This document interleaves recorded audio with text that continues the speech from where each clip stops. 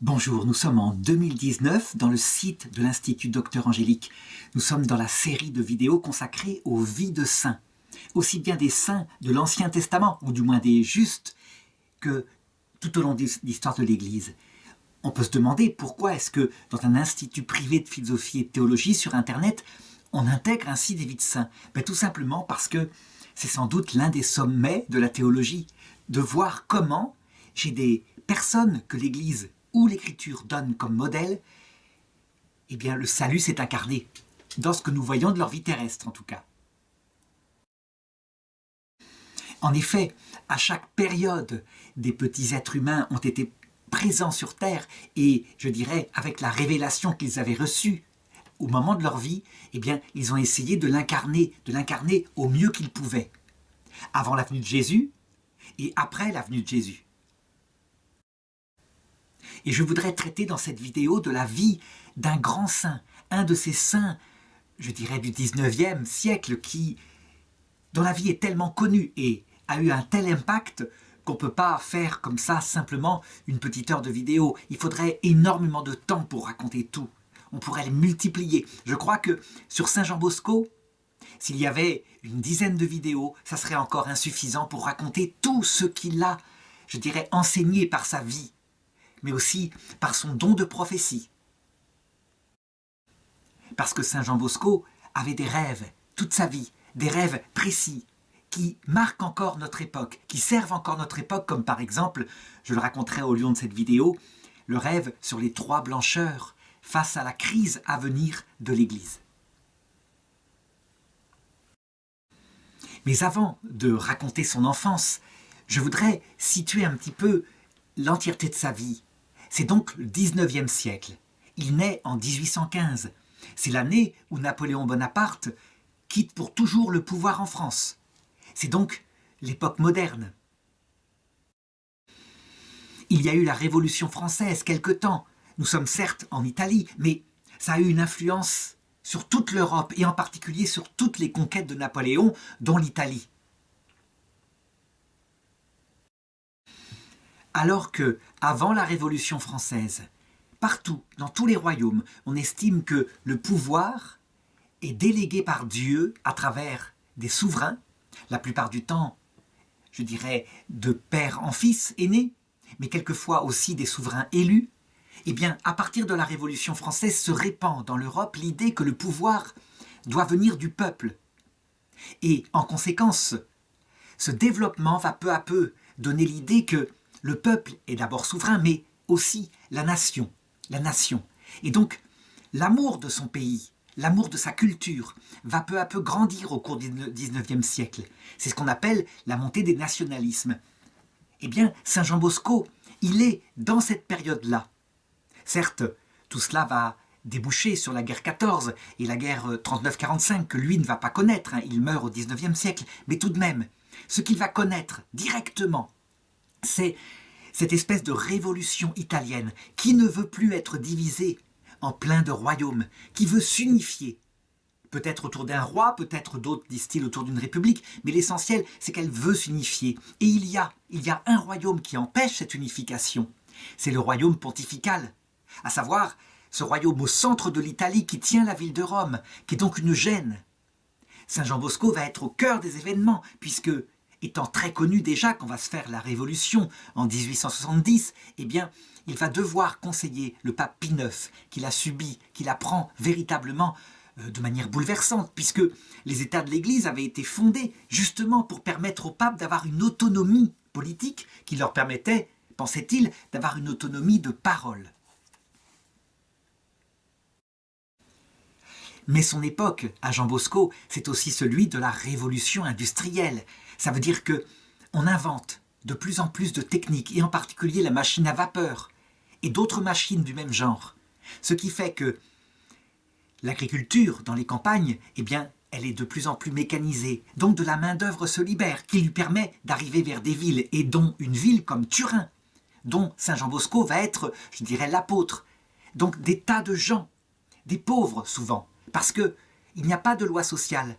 Je dirais, les entreprises, s'ils se présentent devant elles 1000 ouvriers et qu'elles ont 300 postes, elles embauchent 300, Et puis, s'ils râlent, s'ils font des syndicats, elle les licencie. Et elle prend parmi la masse des 700 qui n'ont pas de travail. Donc, c'est une loi absolument terrible et destructrice des familles, une loi du capitalisme pur, non encore modérée, parce que demandera le pape Léon XIII, à savoir des syndicats ouvriers et des lois sociales. Voilà donc la période que Saint Jean Bosco va devoir traverser. Il va devoir mettre son génie imaginatif, son amour pour Dieu, son amour pour le prochain, afin de trouver les meilleures solutions. Il va même devenir un modèle. L'Église va en faire un modèle de ce qu'il faut faire face à cela. Alors d'abord, première étape, pour bien comprendre un saint, une personne qui a incarné l'Évangile, il faut regarder son enfance. C'est essentiel. Regardez qui est son papa, qui est sa maman, qui est son histoire. Nous sommes des êtres humains et je dirais notre enfance nous marque profondément. Je l'ai dit, il naît donc le 16 août 1815, lendemain de l'Assomption, année où Napoléon tombe. Son père, c'est un homme qui a 32 ans. C'est un homme qui est un paysan italien, au nord de l'Italie, dans une région appelée le Piémont, dont la capitale, c'est Turin, la grande ville de Turin, qui est en train de grandir déjà. Cet homme-là est extrêmement pieux, il est catholique. Il a eu un premier mariage. Et il a eu de ce premier mariage un garçon qui s'appelle Antoine, qui a déjà 10 ans quand Saint Jean Bosco, ce petit garçon, naît. Seulement, cet homme a perdu sa femme. Il est là, il réfléchit, il doit travailler. Et il se dit qu'il ne peut pas élever ce petit garçon correctement. Il lui faut une épouse, une nouvelle épouse, qui puisse être la maman de substitution auprès d'Antoine, le petit garçon. Et donc il l'épouse une certaine dame, profondément catholique, très pieuse, qui s'appelle Marguerite. Et il ne se trompe pas, il fait un choix judicieux. C'est une femme extraordinaire. Ça veut dire qu'elle va élever les 3 garçons, donc Antoine, l'aîné, 10 ans de plus, et les 2 petits qui vont naître ensuite, Joseph et Jean, avec le même amour, la même attention. Elle n'est pas une marâtre pour celui qui n'est pas son fils, loin de là. Elle a d'autant plus de mérite que voilà ce qui va se passer. Le petit Jean grandit, et il a à peine 2 ans, il est à peine sorti de l'enfance quand sa vie va être bouleversée par un événement dont il dira plus tard se souvenir. À 2 ans, comment est-il possible de se souvenir? Sans doute qu'il a été marqué. En effet, son père, évidemment, n'a qu'un seul but, comme tous les pères, faire que sa famille ait de quoi vivre, que sa femme puisse véritablement élever les enfants. Et donc il travaille, il loue ses mains comme journalier dans des fermes des alentours. Et c'est un travail extrêmement appauvrissant. Ça veut dire que l'Italie est très misérable. C'est un pays d'émigration. Les gens en sortent tellement c'est difficile. Et donc, un été, il travaille au champ et son patron l'appelle, donc le fermier, pour lui dire d'aller travailler un petit peu dans la cave pour ranger des bouteilles. Et il y va. Et il est trempé de sueur. Et évidemment, comme il travaille, il est efficace, il ne prend pas le temps de se changer. La sueur, va glacer sur son corps et il va attraper, dans cette cave, un refroidissement, une pneumonie. Et cette pneumonie, elle va l'emporter. C'était le 17 mai de l'année 1817, il avait 34 ans.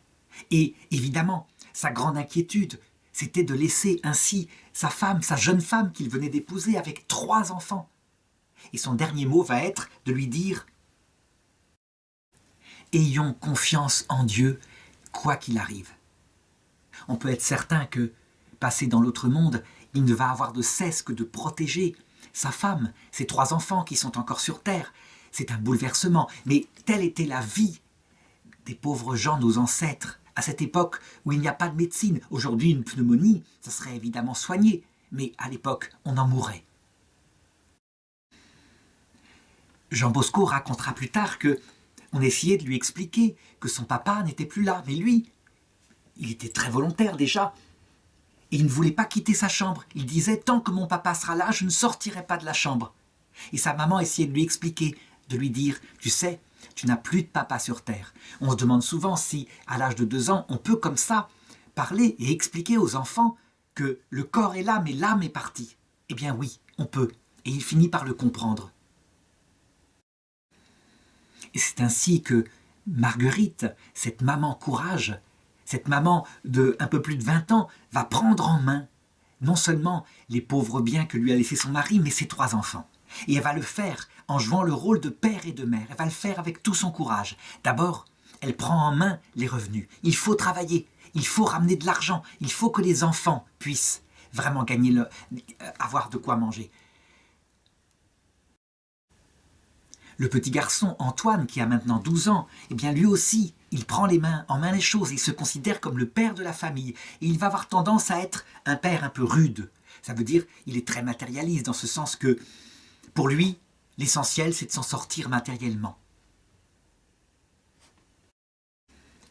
On peut dire que la maman n'est pas si rude, bien sûr. Elle, c'est une maman. Et donc, elle vise à éduquer ses enfants profondément, à leur apporter d'abord les valeurs de la foi. Elle ne sait pas lire. À cette époque, c'est comme ça. Eh bien, c'est pas grave.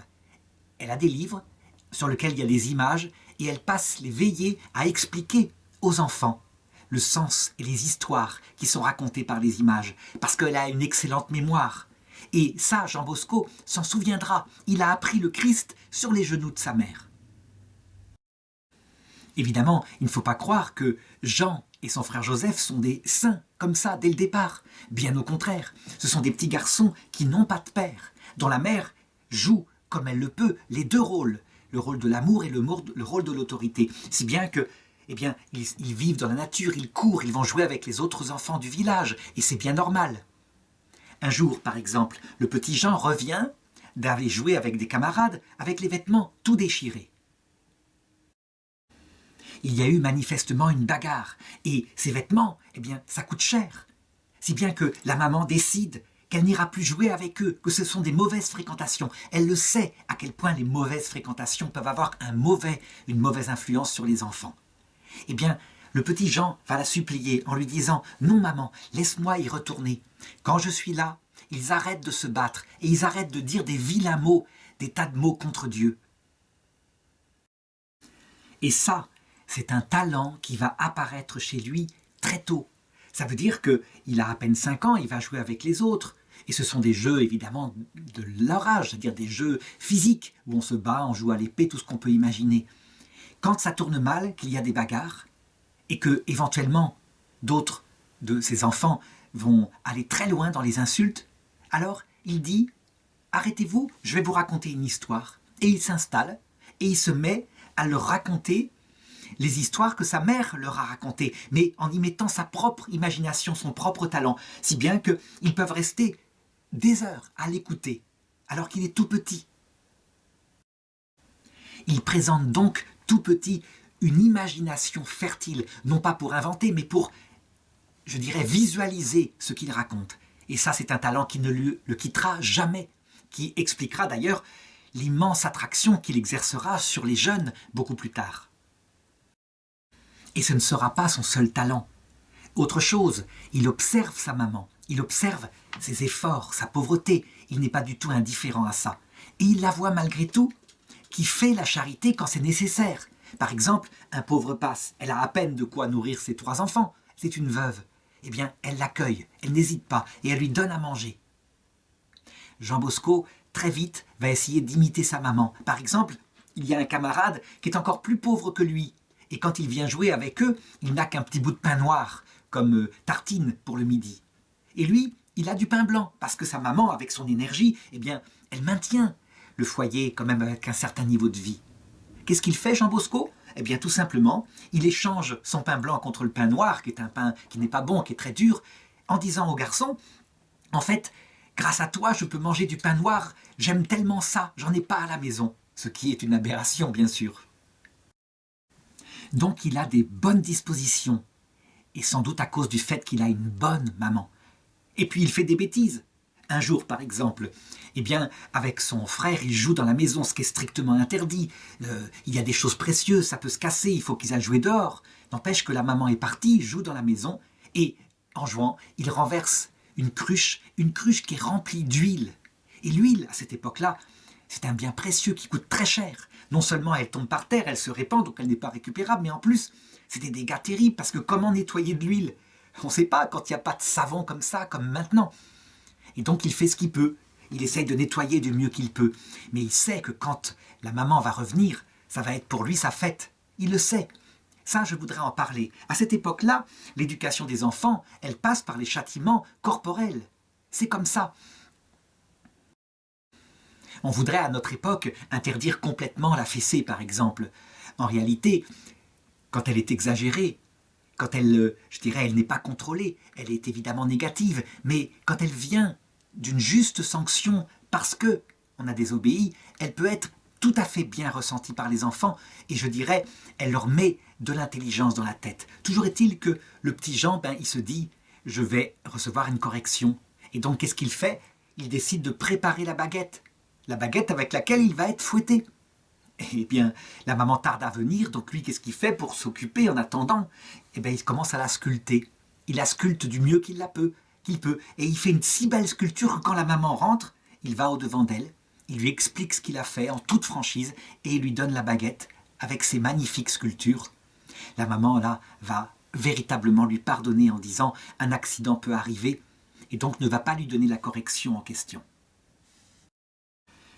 Un autre point très important que va lui communiquer sa maman, outre l'amour de Jésus, Dieu qui s'est fait homme, c'est l'amour pour la Vierge Marie. La Vierge Marie que Jésus a déléguée à la croix pour qu'elle s'occupe de nous. Et on peut dire que sa dévotion à la Vierge Marie, il va la garder toute sa vie. Dès cette époque-là, il décore des petits oratoires où elle est vénérée. Alors on dira, c'est la religion catholique, c'est la religion italienne. Oui, mais lui, il va y mettre une particulière ferveur. Il se rend compte, et il le dira à ses enfants, à quel point le rôle de la Vierge Marie n'est pas accessoire. Certes, le Christ pouvait s'en passer, mais il n'est pas accessoire, il n'a pas voulu s'en passer. Elle est véritablement quelqu'un sans qui l'incarnation ne se serait pas faite, puisqu'elle l'a véritablement accepté, cette incarnation. Et elle est la mère qui nous donne à la croix, donc non seulement la mère de Jésus, mais notre mère. Et le temps passe, le temps des années d'enfance heureuse. Arrive 1825, Jean Bosco a donc 10 ans, et son frère Antoine, il en a 20. Jean Bosco, manifestement, aspire à quelque chose d'intellectuel et de spirituel. Il voudrait étudier. Manifestement, son rêve, ça serait d'aller à l'école.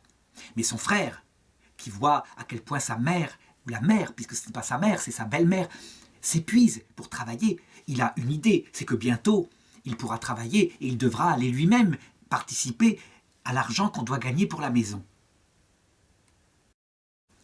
Comme on a peu d'argent, eh bien, Jean Bosco n'a pas pu aller à l'école, mais tout de même, il a réussi à apprendre à lire, et dès qu'il le peut, en suivant les conseils d'un vieux prêtre d'un village d'à côté qui lui a appris à lire, eh bien, dès qu'il le peut, il se met à lire les livres qu'il lui a donnés.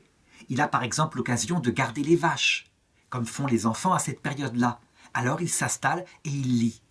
Un jour, des camarades arrivent et le voient en train de lire, donc comme font les garçons, ils saisissent son livre et ils se mettent à se le lancer. Et eux, ils vont être arrêtés par une phrase qu'il va leur dire. Il va leur dire avec un air extrêmement sérieux, « Rendez-moi mon livre. Laissez-moi étudier. Je sens que le bon Dieu veut que je devienne son prêtre. » Il va le dire avec un tel ton qu'ils vont lui rendre son livre et ils vont cesser de l'importuner. Évidemment, il finit par s'en ouvrir à sa maman. Et sa maman, eh bien, elle en parle. Et le frère Antoine apprend cela. Évidemment, sa réaction immédiate va être de dire « Mais c'est n'importe quoi, pas question.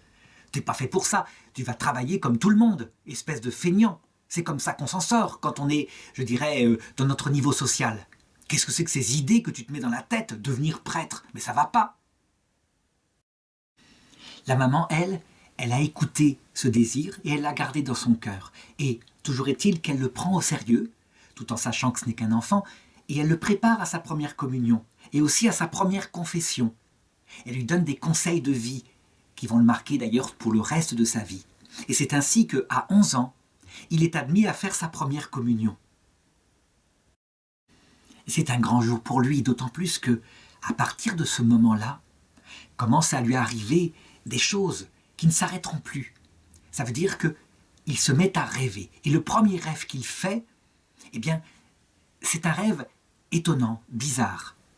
Il voit par exemple c'est quelque chose de fort. Un rêve, ça peut être l'imaginaire, mais là, quand il se réveille, il le sent comme étant pas naturel. Il voit des tas d'enfants qui sont là et qui se battent entre eux, et qui s'insultent entre eux, et qui prononcent en vain le nom de Dieu, nom de Dieu, nom de Dieu, sans arrêt comme ça, qui blasphèment sans arrêt. Alors lui, qui vient de faire sa communion, dans son rêve, il a une idée. Il se lève avec toute sa force contre eux, il prend ses poings et il se met à les boxer de toute sa vigueur en leur disant « mais vous arrêtez vos blasphèmes, etc. » Et à ce moment-là, dans son rêve, apparaît un homme étonnant, très grand, blanc, magnifique. Cet homme est lumineux et Jean Bosco est effrayé par cette présence. Et l'homme lui dit « ce n'est pas avec des coups, mais c'est avec la bonté que tu en feras tes amis. Explique-leur donc gentiment ce qu'il faut faire pour être bon. » Et Jean répond « mais qui êtes-vous donc ?» Et l'apparition lui répond « je suis le fils de celle que ta maman t'apprend à saluer 3 fois par jour. Demande mon nom à ma mère. » Et à ce moment-là, dans son rêve toujours apparaît une dame magnifique, revêtue de vêtements resplendissants, qui lui sourit avec bonté et qui lui montre les enfants de l'intérieur, ceux qui se battaient tout à l'heure. Et elle lui montre que ils sont transformés en bêtes sauvages. Il y a des panthères, des ours, des lions. C'est extrêmement dangereux. Et cette dame lui dit « regarde maintenant. »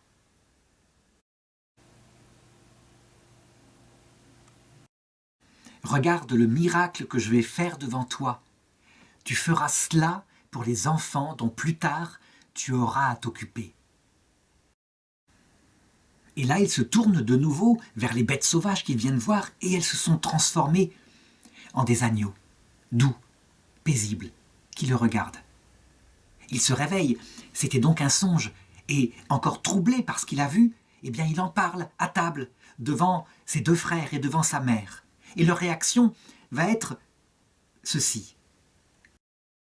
Chacun essaye de donner son interprétation, et Joseph, donc son frère le plus proche de lui dit « sans doute que plus tard tu seras berger. Tu garderas des moutons, c'est ça que ça veut dire. » Et le grand frère qui est Antoine, qui est là, dit « pas du tout, des lions, des tigres, etc. Tu seras chef de bande de brigands, c'est évident. » Quant à la maman, qui a entendu aussi ce récit, elle dit « non, probablement, tu seras prêtre. » Ce rêve qu'il va faire ce jour-là, il s'en souviendra toute sa vie. Et on peut dire qu'il a compris sa vocation. Donc il le confie à sa maman un peu plus tard. « Oui, je veux être prêtre et je m'occuperai des enfants. » Il est convaincu que par ce rêve, la Vierge Marie, le Christ, les 2 blancheurs magnifiques qu'il a vues lui apparaître, vont lui confier une mission auprès des enfants. Alors, donc il se prépare à ça. Il se prépare à cette vocation et par tous les moyens de son imagination. D'abord, il lui faut étudier. Alors, il multiplie les études. Mais sa maman lui a dit « on n'a pas beaucoup d'argent, on ne pourra pas te payer les études, alors il faut qu'il gagne de l'argent. » Et un jour, alors qu'il est avec sa maman au village, eh bien, voilà que un funambule, c'est-à-dire quelqu'un qui marche sur les cordes, qui fait des tours de jonglage, etc., se présente. Et il demande après de l'argent pour la séance qu'il a donnée aux villageois et qu'ils ont beaucoup admirée. Donc il se dit que il y a là un moyen formidable, dès maintenant. Il faut qu'il apprenne à faire les mêmes tours. Et donc, qu'est-ce qu'il fait, revenu à la maison? Eh bien, il tend une corde entre 2 arbres, pas très haut, pour essayer de marcher dessus. Évidemment, il tombe très vite, mais il s'entraîne, il revient à la charge, et il s'entraîne, et il s'entraîne. Et il s'entraîne aussi à jongler et à faire des tas de tours comme il a vu faire. Si bien qu'au bout d'un certain temps, il y arrive. Et à un moment donné, lorsqu'il est prêt, eh bien, il invite tout le monde au village pour assister à une de ses séances. Et les gens sont stupéfaits par ce qu'il fait. Et le pire, c'est qu'il ne demande pas d'argent, alors qu'il devrait en profiter tout de même, justement. Mais il en profite pour dire « écoutez, il faut que je sois soutenu par votre prière, parce que je risque de tomber. Et donc, dites pour moi un Je vous salue Marie. » Et c'est ainsi qu'il ne perd pas de vue sa vocation. Ainsi, sans en avoir l'air, il conduit les gens à prier pour lui. Une autre fois, un peu plus tard, il a déjà grandi, voilà que un vrai acrobate se présente au village. Et donc, lui, son idée, cet acrobate, parce qu'il faut bien qu'il vive, c'est de faire sa représentation, eh bien, le jour de la messe dominicale. Les gens vont à la messe et il y a là, à côté, un spectacle qui va avoir lieu. Donc, ils sont tentés. Résultat, ils finissent par sortir de l'église pour voir, je dirais, le spectacle. Et ça dure le dimanche suivant, si bien que, n'en tenant plus, eh bien, Jean va trouver l'acrobate et lui dit « Écoutez, je vous défie sur 3 choses que nous ferons devant tout le monde. Et si je gagne, vous quitterez ce village, vous laisserez les gens assister tranquillement à l'office. » Et l'acrobate accepte le défi. Donc il y a 3 tours, comme par exemple sauter une rivière. Là, Jean Bosco, nous sommes en 1830, il a donc 15 ans, eh bien il gagne. Deuxième défi, c'est une course à pied. Jean Bosco va gagner aussi. Et le troisième défi, eh bien, c'est le professionnel qui lui dit « c'est celui qui grimpera le plus haut au peuplier ». Et le voilà qui grimpe comme un singe, il sait parfaitement comment faire. À toute allure, il se retrouve en haut du peuplier. Eh bien, Jean Bosco grimpe à son tour, mais il se met accroché à une branche qui est en hauteur et il fait un poirier, ce qui est bien qu'il monte plus haut que le jongleur. Et c'est ainsi que le jongleur accepte sa défaite et quitte le village. Vers cette époque-là, on peut dire que la Providence va aider Don Bosco. Voilà que une retraite est prêchée dans le village, pas loin de chez lui, une retraite où le prédicateur, un célèbre prédicateur bien connu à l'époque, va le matin dans un village et l'après-midi dans un autre. Comme ça permet de faire 2 lieux à la fois. Et Jean Bosco demande à sa maman de pouvoir y assister, ce qu'elle accepte. À la grande fureur d'ailleurs du frère Antoine. Toujours est-il qu'il y va. Et il assiste le matin à la prédication dans le premier village, et ensuite il marche 8 kilomètres pour aller dans le deuxième, pour assister à la prédication dans le deuxième village. Et il n'en rate pas une. Et évidemment, il y a là aussi des prêtres du secteur qui assistent à la prédication et qui repèrent ce jeune homme qui a l'air tellement concentré, alors que les autres souvent font un petit peu de bruit, ne sont pas tout le temps concentrés. Il faut dire que les sermons sont longs. Alors un prêtre va vers lui et il lui dit ceci: « Est-ce que tu écoutes les sermons? Est-ce que tu en retiens quelque chose ?» Et Jean Bosco de répondre « Oui, oui, je les écoute vraiment, j'en retiens vraiment beaucoup. » Et le prêtre de dire « Ah bon, tu en retiens beaucoup? Alors regarde. Je te donne 4 sous, ce qui était une somme importante pour l'époque, si tu me donnes ne serait-ce que quelques paroles d'un des sermons que tu as suivis. » Parce qu'il pensait que, évidemment, ça lui avait glissé au-dessus de la tête, sans doute parce qu'il avait fait des blagues à son collègue prédicateur en disant « Mais tu vises beaucoup trop haut, c'est quand même des gens simples, raconte des histoires plutôt que de leur prêcher des choses. » Eh bien, Jean Bosco non seulement lui donne les titres de chacun des sermons qu'il avait suivis, des titres effectivement extrêmement intellectuels, comme de la nécessité d'obéir à Dieu pour ne pas manquer son salut. Voilà, c'était ça. Et non seulement il lui donne ces titres, mais il commence à lui réciter le sermon, mais pas n'importe comment, pas mot à mot, comme s'il avait une mémoire, effectivement, qui est chez lui très importante, et une imagination aussi.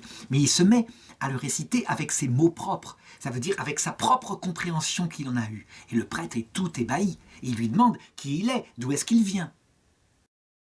Et il lui explique qu'il est le fils d'une femme veuve qui a 3 enfants, et que, certes, il sait lire, il a appris grâce à un prêtre du secteur, mais il n'a pas pu faire d'études, il ne connaît rien à la géographie, à l'histoire, etc. Par contre, il s'ouvre à lui de sa volonté de devenir prêtre. Il veut devenir prêtre pour servir notre Seigneur et pour donner sa vie pour les enfants. Le prêtre est touché de cela, il se présente, c'est Don Calosso, le prêtre d'un village voisin, et il dit « Certainement, je pense que tes parents ne peuvent pas te payer les études, mais avec ce que j'ai vu, là, il me semble que ta vocation est extraordinaire pour l'Église, et donc aie confiance. Je vais aller voir ta maman ces jours-ci, et on en parlera de cette histoire de ta vocation. » Et effectivement, il va voir Marguerite, et il trouve avec elle un arrangement. Voilà, d'accord, le grand frère ne veut pas qu'il devienne prêtre, mais il y a moyen que le matin, par exemple, il vienne au village pour suivre des cours de latin, parce qu'à cette époque-là, un futur prêtre doit maîtriser le latin, c'est indispensable. Et l'après-midi, il continuera de garder les vaches, et en même temps, il pourra étudier. Le problème, c'est qu'évidemment, Jean Bosco, garder les vaches, ça il peut étudier, mais le soir, quand il est revenu à la maison à la lumière d'une chandelle, il lui arrive de continuer d'étudier. Et le frère Antoine se met en colère devant cela. Il s'oppose formellement à ces espèces de caprices, ces volontés de devenir quelqu'un. Et donc on fait ainsi, et Don Calosso lui donne des leçons. Et il assiste aussi à sa messe. Et alors il se sert de ses talents, parce qu'ils sont multiples les talents de ce petit Jean. Par exemple, c'est un chanteur extraordinaire. Un jour, il y a des gens, ils ne sont pas rentrés dans l'église, souvent ça se passe comme ça, et lui se met à chanter un chant magnifique. Et les gens sont stupéfaits par la beauté de sa voix. Cette voix, c'est une voix d'enfant encore certainement, mais une voix vraiment qui les touche beaucoup. Et insensiblement, eh bien, tout en chantant, il avance vers l'église et la foule le suit et elle entre dans l'église. Et jamais on ne verra une telle assemblée ce jour-là à la messe du dimanche. Évidemment, je dirais, cette phase-là vraiment de bonheur ne va pas durer. Don Calosso est âgé, très ancien, et il va mourir. Jean Bosco va l'accompagner dans ses derniers instants. Et parce qu'il croit fermement en sa vocation, Don Calosso va décider d'en faire son héritier, de lui donner tous ses livres. Ce qui est une chose extraordinaire, mais en même temps extraordinairement dangereuse, parce qu'il a des neveux. Eh bien, dès que les neveux s'aperçoivent de ça, évidemment, ils commencent à râler, et Jean Bosco, sans discuter, va leur laisser l'héritage, va leur laisser entièrement, ne va pas insister, bien sûr. Ça va provoquer de nouveau la fureur d'Antoine, le frère aîné, parce que c'est quand même une somme qui lui avait été remise, une somme, il aurait pu vendre les livres et améliorer un peu l'ordinaire de la famille. Si bien que la colère montant de ce grand frère contre ce petit frère, la maman va trouver une solution. Elle va l'envoyer dans une ferme pour travailler, une ferme où un monsieur très brave lui laisse le temps d'étudier. Et il travaille tout de même au champ. Et à un moment donné, eh bien, il y a l'Angélus qui sonne. Et le monsieur voit Jean Bosco qui s'agenouille dans le champ pour réciter l'Angélus. Et il lui dit « Mais qu'est-ce que c'est que cette histoire-là? Il faut travailler, c'est pas le moment de faire des prières. » Et Jean Bosco lui répond « Quand on prie dans le travail, on récolte 2 fois plus. Et quand on sème des grains avec la prière, il donne 2 fois plus de récolte. » Je ne sais pas si sa prophétie se réalisera, mais en tout cas, on va le laisser tranquille après. Un jour, l'oncle de Jean Bosco, donc le frère du papa décédé, passe à la maison pour voir comment ça va. Et là, il se rend compte que ça ne va pas du tout, qu'il y a vraiment un conflit de plus en plus dur entre cette maman, les 2 petits-enfants qui ont autour de 15 et 13 ans, et d'autre part, Antoine le grand qui a 25 ans. Et donc, qu'est-ce qu'il fait? Il joue le rôle de l'adulte et du père. Il prend les choses en main et il dit à Antoine, « Écoute, ça ne peut pas durer comme ça. Tu vois bien qu'il y a un conflit, que toi tu as besoin de ton autonomie. Ça serait préférable que tu ailles fonder ton propre foyer, que tu ailles habiter ailleurs. » Et Antoine, eh bien, il va accepter, il va partir, il va quitter la maison, il va laisser à cette femme, sa belle-mère, il va laisser la maison, donc l'héritage de son père. Quant à Jean Bosco, lui, il n'est pas question qu'il ne passe son temps qu'à étudier. Il y a tout de même une partie du revenu du foyer qui a disparu. Et donc, qu'est-ce qu'il fait? Il étudie du mieux qu'il peut et il commence à s'engager chez divers artisans dans les villages d'à côté. Donc, il suit les cours du collège et en même temps, le soir, il travaille chez un tailleur qui lui apprend le métier et qui voit à quel point il est dégourdi. Donc, il lui donne tous les trucs du métier. Un peu plus tard, eh bien, il change de patron. Il va chez un menuisier qui, à son tour, lui apprend comment faire de la menuiserie, comment se servir d'un rabot, etc. Et c'est ainsi que, durant toute son adolescence, il va pratiquer et apprendre des tas de métiers. Rien ne va être perdu. Tout ce qu'il a là, tout ce qui est essentiel, qui peut créer le destin d'un garçon plus tard, comme apprendre un métier, il s'en servira plus tard. On peut dire que son expérience très dure, y compris celle avec son frère Antoine, eh bien, tout lui sert. Au collège, ça se passe, on peut dire, comme maintenant.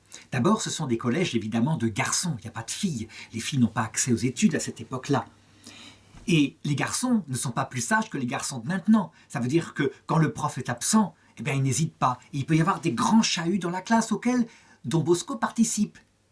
Et un jour, il y a un chahut comme ça, dans cette classe.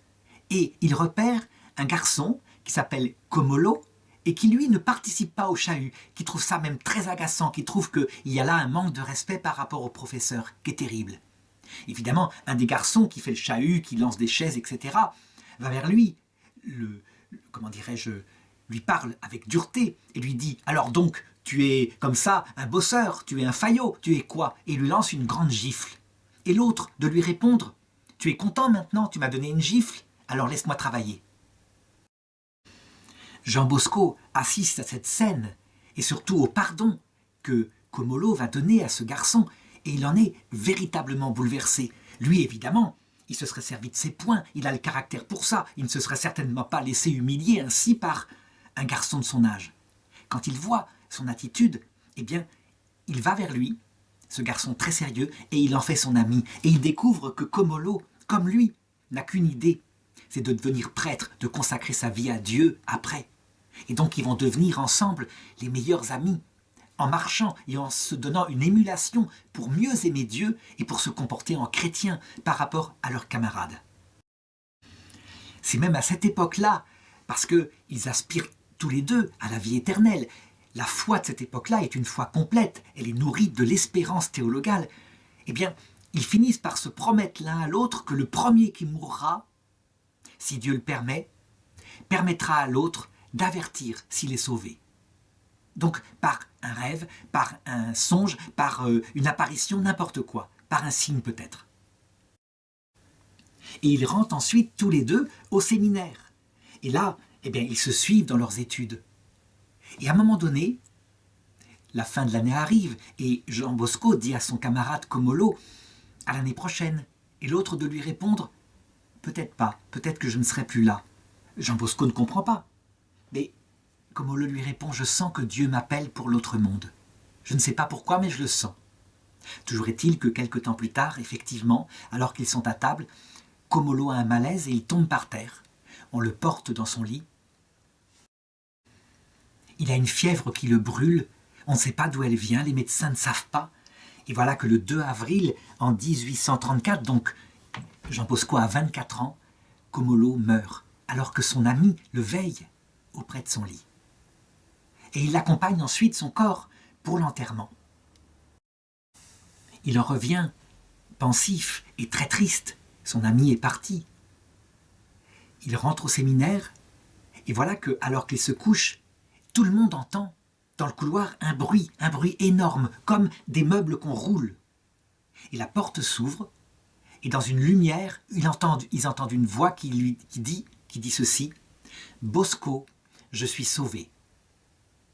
Le phénomène a été assez effrayant, et Jean Bosco le racontera plus tard de manière ambiguë, en disant « j'étais très content, il était sauvé, mais en même temps, je me suis dit que peut-être il ne fallait pas demander des choses comme cela. Peut-être, pour une raison ou pour une autre, c'est un peu forcer le ciel que de demander et de faire promettre ou de promettre soi-même un signe, alors que, étant de l'autre côté, peut-être que Louis Comolo ne voulait pas lui en donner. Il avait compris qu'il ne fallait peut-être pas.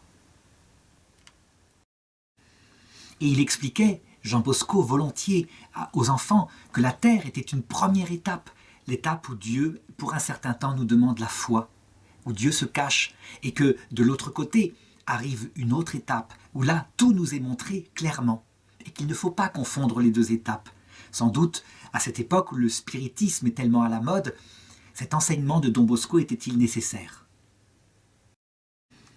Quant à Jean Bosco, il continue d'avoir des rêves prophétiques, et par exemple, tandis qu'il est au séminaire, évidemment, où il est brillant de toutes les façons possibles, eh bien, il a de nouveau un songe. Et il se voit habillé en prêtre. Donc, quelqu'un lui signifie qu'il sera prêtre. Seulement, au lieu de prêcher, comme il pourrait se rêver en tant que prêtre, au lieu de, je ne sais pas, célébrer la messe, il se voit en train de recoudre des vieux vêtements. Et il passe son temps à ça. Et il ne comprend pas le sens. Qu'est-ce que ça peut vouloir dire?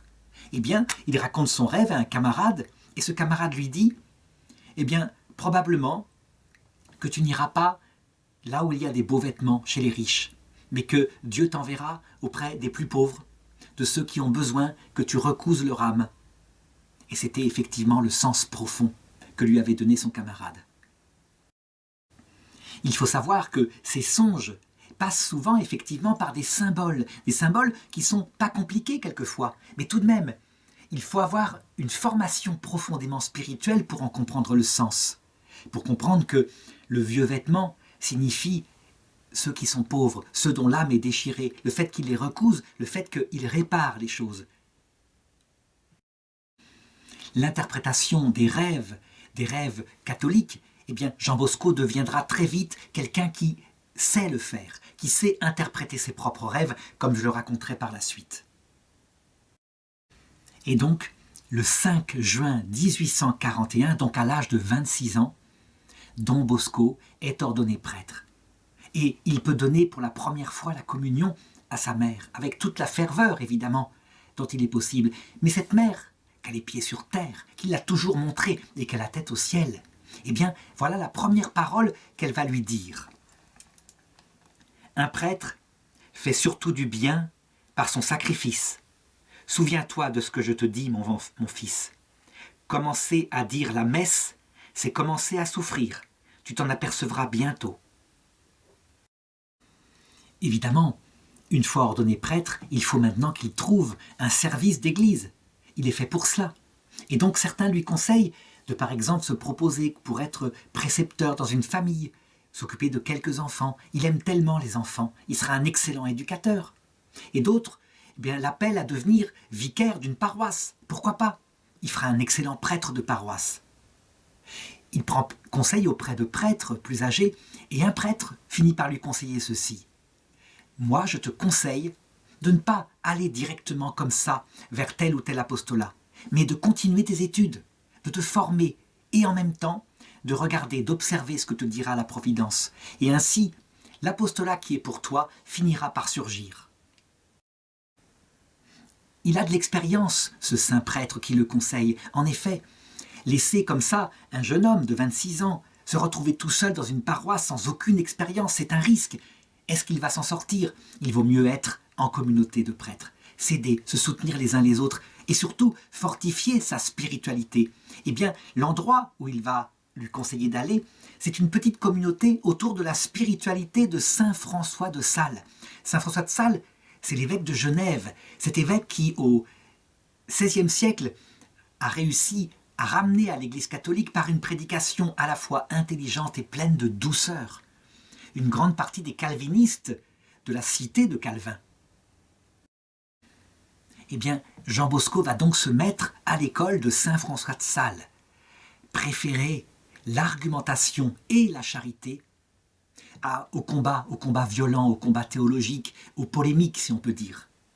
C'est par la douceur, c'est-à-dire l'exemple de la charité dans sa prédication, et aussi par la profondeur de la compréhension qu'on a de sa prédication, qu'on accède le plus au cœur des gens. Eh bien, ce qu'avait prophétisé le prêtre en lui disant que l'apostolat, où Dieu le voulait, viendrait de lui-même, se passe quelque temps plus tard. Il est dans la sacristie, avec le sacristain, il est en train de se préparer, de se vêtir des vêtements sacerdotaux pour célébrer la messe, et le sacristain fait un petit peu de ménage avec un plumeau.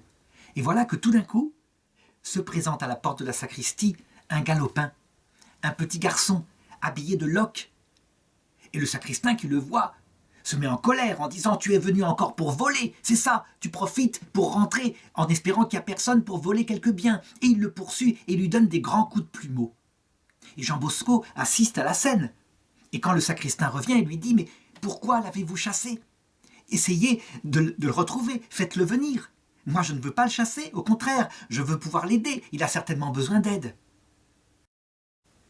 Eh bien le sacristain, tout en maugréant et puis un peu confus de s'être fait ainsi gronder, ressort dehors, retrouve le gamin et l'amène à Jean Bosco. Et Jean Bosco le fait asseoir et le rassure et lui dit « Ne t'inquiète pas, hein, je suis ton ami, mais qui es-tu » Et il se présente, il s'appelle Barthélemy. Et Jean Bosco lui demande de lui raconter son histoire. Eh bien c'est une de ces histoires terribles. En fait, ce petit garçon, il a perdu son père et sa mère. Sa mère vient de mourir. Et le propriétaire, sans attendre, l'a mis dehors, tout simplement. Et donc sa vie consiste, avec des centaines d'autres enfants du secteur, à attendre le matin l'embauche pour les chantiers et de voir si on va bien vouloir l'embaucher pour un travail ou un autre, et à ce moment-là, il aura un salaire journalier. Et puis, s'il n'est pas embauché, il traîne dans la rue. Et Jean Bosco, évidemment, est bouleversé par cette histoire, qui est pourtant l'histoire de centaines de gamins à cette époque où les services sociaux, évidemment, sont très peu développés. Et il se met à lui parler de Dieu. « Est-ce que tu as fait ta première communion ?» Et le gamin lui répondre « Non, mon père, je ne l'ai pas faite. J'ai pas pu suivre le catéchisme, nous habitions trop loin de l'église. Et puis, mes parents sont morts. Et maintenant, je suis trop grand, donc il n'est pas question que j'aille suivre avec les petits. Je serais ridicule. » Alors Jean Bosco lui dit « Eh bien, qu'un ça te tienne, je ferai moi-même le catéchisme. Je te préparerai à ta première communion. » Et le garçon d'être vraiment content, d'être très touché de ça. Et c'est comme ça que va commencer l'apostolat de Jean Bosco. Parce que la première leçon a lieu, c'est le dimanche suivant, et elle se passe très très bien. Il sait lui raconter des histoires, comme faisait sa mère. Et le garçon repart, en promettant de revenir le dimanche suivant. Mais le dimanche suivant, il en a parlé à tous ses camarades de chantier, si bien qu'il se retrouve à 10, 15, 20. Eh bien, Jean Bosco les reçoit et il leur fait le catéchisme. Et le dimanche suivant, ils sont 40, 60. Et Jean Bosco les reçoit et leur fait le catéchisme. Et c'est là qu'il se rend compte qu'il faut qu'il organise davantage les choses, qu'il va commencer à penser avec sa propre imagination, avec tout ce qu'il est, tout ce qu'il a appris dans son enfance. En effet, ce qui va caractériser la méthode d'éducation de Jean Bosco pour les garçons, puis ensuite pour les filles, parce qu'il s'occupera des filles, c'est de trouver l'équilibre. On peut dire que instinctivement, avec son bon sens, il retrouve, je dirais, ce bon sens que saint Cassien, le fondateur, l'un des fondateurs des moines en Égypte, raconte. Les moines, est-ce qu'ils passaient leur temps à prier, à écouter des pieuses leçons? Bien sûr que non. Et un jour, raconte saint Cassien, un père abbé eut la visite d'un chasseur qui venait d'Alexandrie, qui avait son arc. Et lui, ce chasseur, s'attendait à les trouver complètement en prière, dans le silence complet, le monastère consacré à Dieu à chaque seconde. Bien au contraire, il les trouva en train de jouer au foot. Alors scandalisé, il dit au père abbé, « C'est ça votre ferveur? Ah ben la vie est bien facile. On vous donne des dons et puis vous, au lieu de prier, vous jouez au foot. » Et le père abbé de lui dire, « Prends ton arc et bande-le, tire une flèche par terre. » Et c'est ce que fit le chasseur. Et encore une autre. Et encore une autre, et tire des flèches. Et à un moment donné, le chasseur de lui dit, « Mais vous me faites bander trop mon arc, il va finir par casser. » Eh bien, le père abbé de lui expliquer, « C'est pareil pour un homme. Si tu tends trop l'arc, il casse. »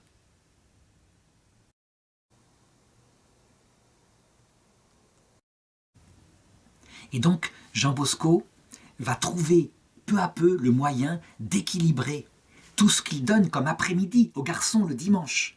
À savoir, il y a un enseignement, il y a un moment de détente, il y a des jeux, et puis il y a de la prière.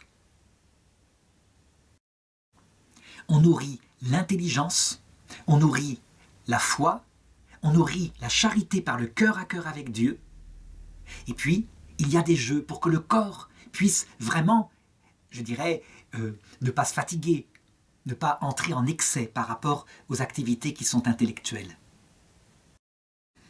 Évidemment, cette forme absolument stupéfiante d'apostolat, je dirais, et puis ce talent de Jean Bosco dans ses histoires qu'il le raconte fait que les jeunes deviennent de plus en plus nombreux, si bien que au début, les prêtres avec qui il vit sont contents, ils voient l'extraordinaire fécondité de son apostolat, ils laissent faire, mais les gens alentour commencent à se plaindre à cause du bruit.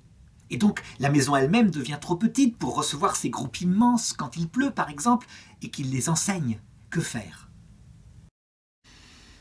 Cet apostolat dura 3 ans, et quand Jean Bosco eut terminé son séjour auprès, je dirais, de saint François de Sales finalement, eh bien, il fut nommé aumônier d'un orphelinat dont une comtesse s'occupait. Et évidemment, les jeunes le suivirent et venaient tous les dimanches pour continuer d'assister à sa catéchèse.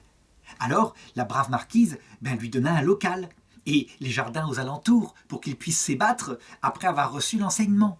C'était une sorte de patronage qu'il avait créé finalement. Seulement, il jouait et puis il piétinait les plates-bandes, si bien que le jardinier, qui avait passé tellement de temps à travailler, se plaint amèrement, fit une scène terrible par rapport à ce qu'avaient fait les jeunes. Devant une telle scène, eh bien, Jean Bosco ne se départit pas. Avec sa bonne humeur, il essaya de trouver un autre endroit. Et qu'y a-t-il de meilleur endroit qu'un cimetière? Non pas le cimetière lui-même, c'est sûr que là, les gens ne sont pas dérangés par le bruit, mais un terrain vague à côté. Et un bon prêtre, qui était chargé de veiller sur la paroisse à côté, accepta bien volontiers de leur donner le terrain vague. Et il appela cet endroit, qui cette fois semblait être définitif, l'oratoire. L'oratoire. Pas le laboratoire, mais l'oratoire, donc le lieu de la prière. Et donc les choses étaient parties pour durer, peut-être même durer des années. Mais évidemment, le bon prêtre n'avait pas compté sur sa servante, il avait omis complètement de la prévenir. Et la servante était absolument insupportée par les cris des enfants quand ils jouaient. Donc elle ne supportait pas, et elle commença à menacer le prêtre en disant « ça continue, je m'en irai ». Quand Jean Bosco apprit ça, eh bien, il ne voulut pas déranger plus longtemps le brave prêtre, et il essaya de trouver un nouvel endroit. Et quelqu'un se présenta. Quelqu'un se présenta alors que Don Bosco était vraiment dans l'angoisse, il n'avait plus où aller. Et il lui proposa de fonder son laboratoire dans la propriété qu'il avait. Son laboratoire, mais ce n'est pas un laboratoire, c'est un oratoire. Eh bien, l'autre lui montra un espèce de terrain en friche, un hangar. Et cet hangar n'était pas du tout pratique, il était rempli de matériel. Eh bien, Jean Bosco accepta, mais il fallait pour cela faire des travaux, et tout le monde s'y mit. Eh bien, ça ne dura pas non plus. Cette fois, ce furent tous les voisins qui se plaignaient du bruit du chahut, peut-être des petits larcins qu'il y avait, mais très très peu. Les enfants se tenaient bien, mais simplement, eh bien, ils jouaient dans les moments où l'enseignement était terminé. Alors Jean Bosco aurait pu se décourager. Il ne se découragea pas, bien sûr. Il fallait simplement de l'imagination. Quand il y a un problème, il y a une solution. Ça, c'est typiquement masculin. Il y a aussi la prière. Donc il l'utilisait. Tu pries, comme disait saint Ignace, parce que Dieu fait tout. Mais tu agis comme si Dieu ne faisait rien. Ça veut dire, il faut trouver les moyens. Et le meilleur moyen, c'était de trouver un terrain qui soit évidemment loin de toute habitation, quelque chose en dehors de Turin. Eh bien, c'est ce qu'il fit. Et donc, le matin, il rapatrouillait tous les enfants qui voulaient assister à son patronage et il partait, musique en tête, pour sortir de Turin et se rendre à l'endroit où se faisaient les réunions. Et là, Jean Bosco, eh bien, il avait de plus en plus amélioré ses après-midi. Je dirais, tout était ordonné, évidemment, à l'amour de Dieu, mais pas seulement, pas seulement. Il fallait pour ces enfants du concret, il fallait qu'ils aient plus tard un métier, qu'ils puissent véritablement fonder une famille, et donc un métier solide. Résultat, dans ces endroits qu'il faisait, non seulement on parlait de Dieu, mais on apprenait tout ce qu'il avait appris lui, et il se faisait allier à des artisans du coin qui venaient faire de l'apprentissage quand c'était un métier qu'ils ne connaissaient pas. Et il y avait bien sûr des jeux, et donc la jeunesse abandonnée de Turin venait de plus en plus nombreuse, faisait un attroupement extrêmement important qui partait le matin, peut-être 200, 300 jeunes, et qui revenaient le soir.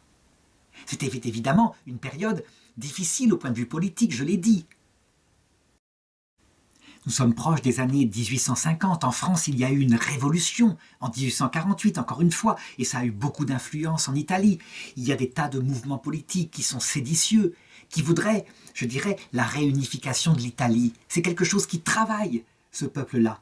Et donc, les jeunes en particulier se réunissent souvent entre eux et fomentent des complots.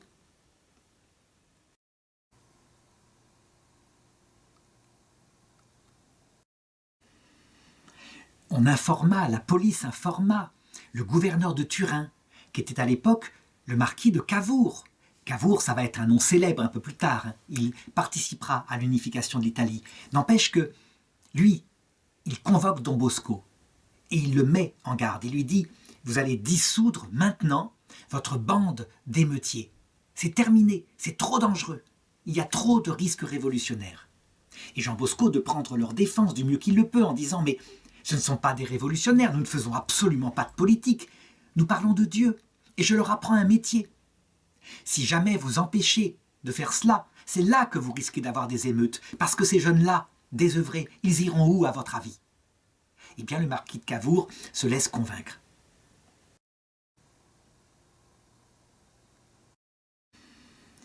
Il se faisait leur avocat, et avec un tel accent, un accent aussi non seulement d'amour, mais d'humilité. Il disait ainsi sans cesse « À leur place, je serais encore peut-être pire qu'eux. » Et il disait aussi « Eux, à ma place, avec toutes les grâces que j'ai reçues, seraient sans doute bien meilleurs que moi. » Ce qui caractérise Jean Bosco à cette période-là, alors qu'il est en pleine force de l'âge, qu'il a 35 ans, eh bien, c'est que toutes ses facultés se mettent au service des jeunes avec une puissance, une énergie de vie qui est absolument incroyable. Je dirais même, il fait des projets à longueur de journée et il s'en ouvre. Concrètement, il essaye de les réaliser. Tout ne marche pas, bien sûr, mais seulement il voit grand pour ces jeunes. 200, 300 jeunes, c'est pas assez. Il voudrait que ça touche la jeunesse entière de l'Italie et puis le monde entier, pourquoi pas? Les gens l'écoutent, les gens, je dirais, sont polis, les gens l'approuvent. Et puis les gens se disent que c'est un exalté, que peut-être il n'a pas tout à fait sa raison, que peut-être il se prend un peu trop pour le nombril du monde, que peut-être il croit qu'il va révolutionner par son zèle apostolique l'Église catholique tout entière. Si bien qu'un jour, sur la vie de gens bien pensants, qui pensent qu'il y a possibilité là, en tout cas de faire un examen, mais en tout cas de faire un placement d'office, parce que c'est quelqu'un qui peut-être deviendra dangereux. Eh bien, voilà qu'un jour se présente à la maison de Jean Bosco une voiture avec 2 messieurs en blouse blanche. Et ces messieurs, eh bien, l'invitent à monter. Oh, c'est certainement pas pour l'attacher, pour le mettre en prison, mais c'est pour l'emmener pour un petit examen. Alors Jean Bosco leur dit de monter en premier, et puis il claque la porte de la calèche, et fouette cocher, il fait partir les chevaux au grand galop sans lui. Est-ce que le cocher était dans le coup? Toujours est-il que lui, il fouetta et il les emmena vers l'asile psychiatrique où ils avaient prévu, évidemment, d'emporter Don Bosco. Et les gens étaient tellement furieux dans les calèches, ils ne pouvaient pas descendre, il y avait les roues qui étaient devant, derrière, etc. Donc c'était impossible de sauter, qu'ils étaient là et hurlaient leur colère contre le cocher. Et le cocher arriva devant l'hôpital psychiatrique. Et là, ces gens-là étaient tellement énervés que les infirmiers sortirent et étaient prêts à les saisir pour les enfermer à l'endroit où ils avaient médité d'enfermer Jean Bosco. L'histoire se raconta dans tout Turin, et bien sûr, à partir de ce jour-là, on n'essaya même plus de l'embêter. Toujours est-il que l'œuvre grandissait, et Jean Bosco s'y dévouait sans doute tellement qu'à un moment donné, eh bien, ce qui devait arriver arriva. Il tomba d'épuisement, il tomba gravement malade. On le ramassa, évanoui, on le mit dans son lit, et les jeunes étaient là qui priaient de tout leur cœur pour sa guérison, comme il le leur avait appris. On ne sait pas ce qui se passa dans ce moment-là, mais très probablement, on peut deviner, ne serait-ce que par ce qui s'est passé ensuite, à chaque fois que Don Bosco a été au bord de la mort, par assassinat parfois. Eh bien, Don Bosco, semble-t-il, marchanda avec la Sainte Vierge, ou avec l'ange de la mort, et il revint guéri. Qu'est-ce qu'il leur dit? Très probablement, je ne peux pas me permettre de mourir maintenant. Je ne peux pas me le permettre. J'ai charge de ces enfants, il n'est pas question que je parte maintenant, et ça lui fut accordé. Si bien que quelques jours plus tard, il sortit au balcon et les enfants acclamèrent. Il leur dit « Dieu n'a pas voulu m'emporter maintenant. » Il était prophétique, il vivra jusqu'à plus de 70 ans. Lorsqu'il fut rétabli, eh bien, il réfléchit et il se dit qu'il faudrait maintenant qu'il y ait aussi un centre où les enfants puissent vraiment dormir et qu'un centre où ils puissent dormir devait être un centre où il y avait aussi une maman. On ne pouvait pas, lui, avec tout son bon cœur de prêtre, ses histoires extraordinaires, sa capacité de gérer leur vie, il ne pouvait pas se contenter comme homme, il lui fallait quelqu'un. Et c'est là qu'il eut l'idée de faire appel à sa maman, Marguerite, cette maman avec son bon sens, avec sa solidité, avec sa vie mystique. Et elle accepta. Ce fut pour elle un grand sacrifice que de quitter le village où elle avait ses habitudes et la maison qu'elle laissa à Joseph. Et donc elle vint s'installer auprès de lui, auprès de tous ces jeunes par centaines. Et elle commença véritablement à y mettre sa patte féminine. Non seulement elle s'occupait de leur corps, elle faisait la cuisine, elle raccommodait les vêtements, elle faisait toutes les tâches ménagères qu'on puisse imaginer. Mais elle s'occupait de leur âme. Quand il y en avait un qui avait le moral à plat pour tous les malheurs qu'il vivait à longueur de journée, eh bien elle venait auprès de son lit, elle le bordait, et elle l'embrassait, et elle lui donnait toute la tendresse féminine dont un enfant a besoin.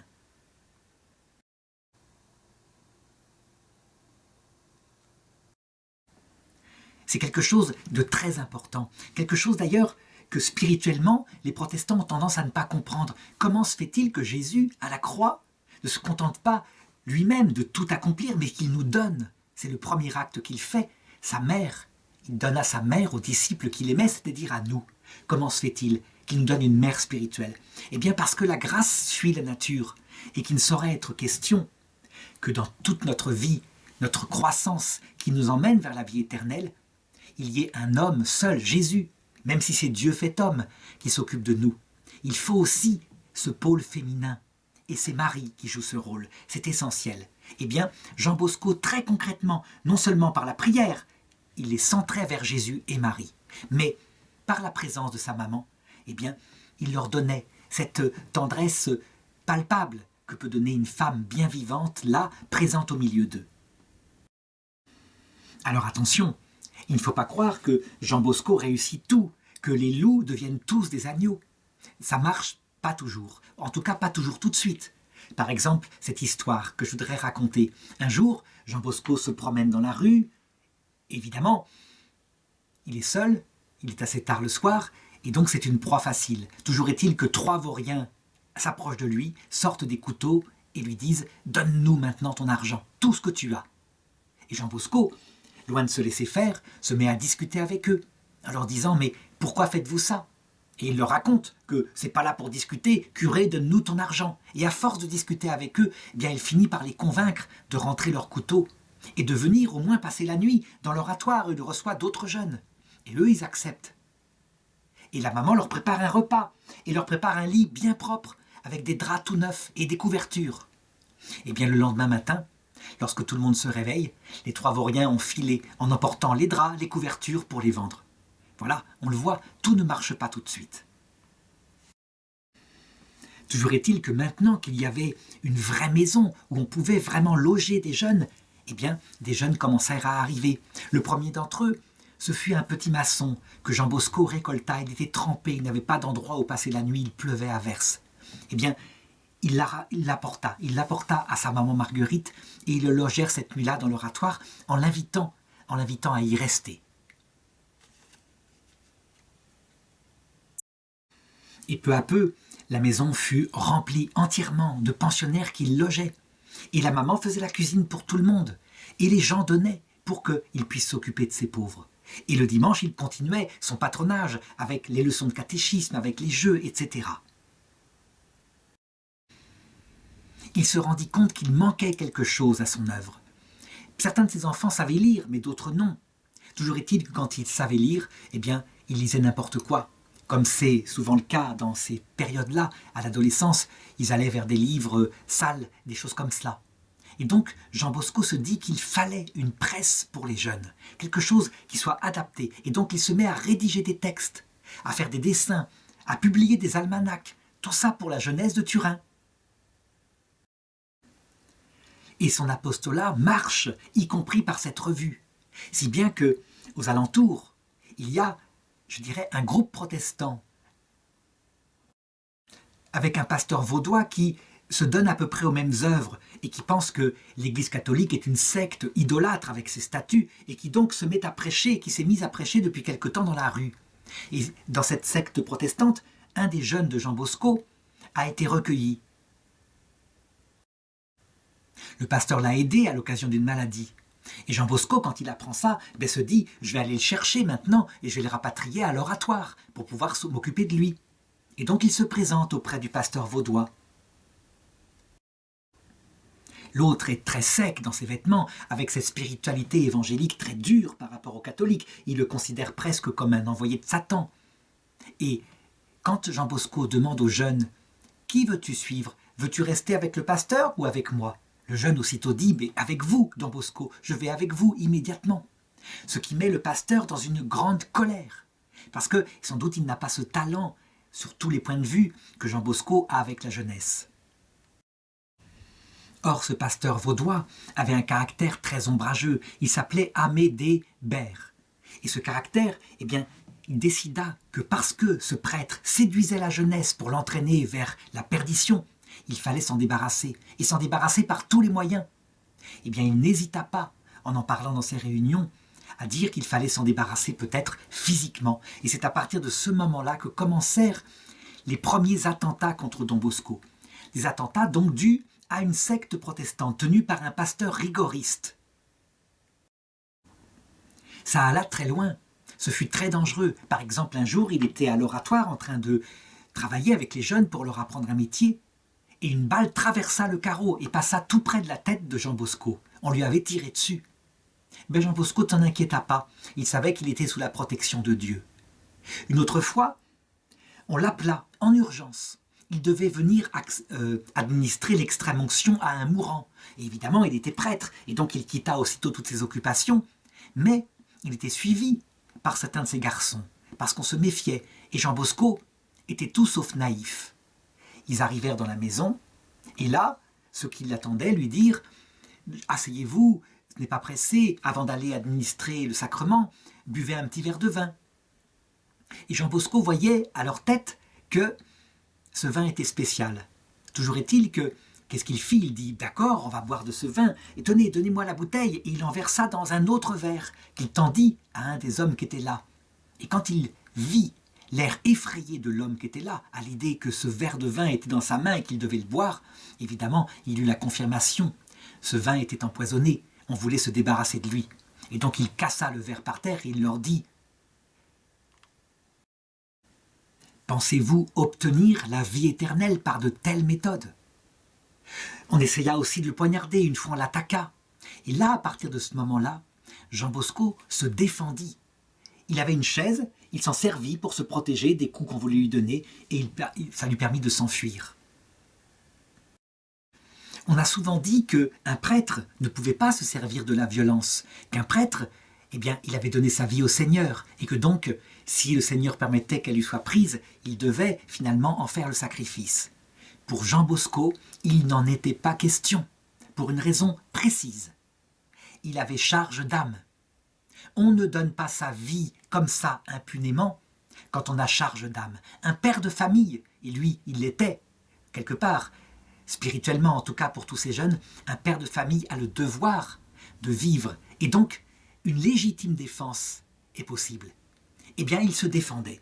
Il se servait de ses poings, de sa course, de sa capacité physique pour ne pas être assassiné, et il ne fut jamais assassiné.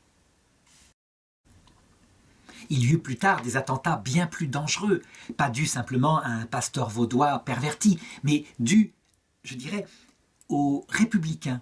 Il s'était mis dans la tête que Jean Bosco, en rapprochant de l'Église et en apprenant aux jeunes à ne pas utiliser la violence, justement n'importe comment, était un ennemi de la révolution républicaine dont il rêvait. Et donc, certains de ces républicains, qui étaient aussi parfois francs-maçons, décidèrent de l'assassiner.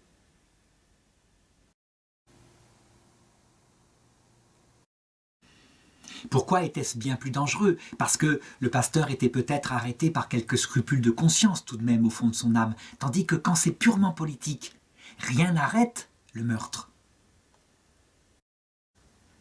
On aurait pu dire que le b.a.-ba pour Saint Jean Bosco, c'était de ne plus sortir, de rester dans l'oratoire auprès de ces jeunes, ou alors d'être accompagné. Bien, pas du tout. Lui, il n'était pas question qu'il soit enfermé dans sa maison, il avait des courses charitables à faire et il sortait. À partir de ce jour-là, se mit à apparaître auprès de lui un chien gigantesque, dont on ne savait pas d'où il venait, qui jamais ne les accompagna, ne rentra dans l'oratoire, et ce chien le suivait pas à pas dans les rues. Il disparaissait dans la fin de journée, comme il était venu, et comme il avait un pelage gris, eh bien, Don Bosco l'appela le gris. Toujours est-il qu'un jour, il fut de nouveau attaqué par des bandits. Eh bien, le chien se précipita sur eux et les mordit cruellement, si bien qu'ils s'enfuirent. Une autre fois, une bande lui avait tendu une embuscade. Le chien apparut et se mit à pousser un grognement si fort que tout le monde s'égailla dans la nature. Les protestants, eux, avaient cessé leur persécution. Ils avaient fini par comprendre que personne ne peut faire de miracle au nom de Dieu s'il n'est pas avec Dieu, évidemment.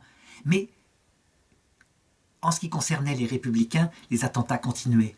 Un jour, alors que Don Bosco voulait sortir pour aller faire quelques œuvres de charité, voilà que le gris était là, couché au pied de la porte, et il l'empêchait résolument de sortir. Don Bosco, qui était habitué à interpréter les signes de Dieu, décida donc de ne pas sortir ce jour-là. Et bien lui en prit. On lui avait tendu une embuscade un peu plus loin, et cette fois, il serait certainement mort. Quand les persécutions cessèrent, le chien ne revint plus. D'où venait-il? Qui était-il? On ne sait pas. Il était probablement envoyé par le ciel, c'est bien évident.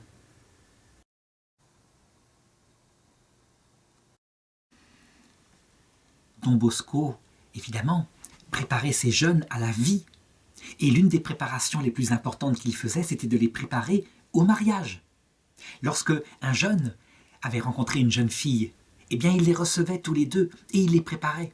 Seulement, c'était pas facile à cette époque-là.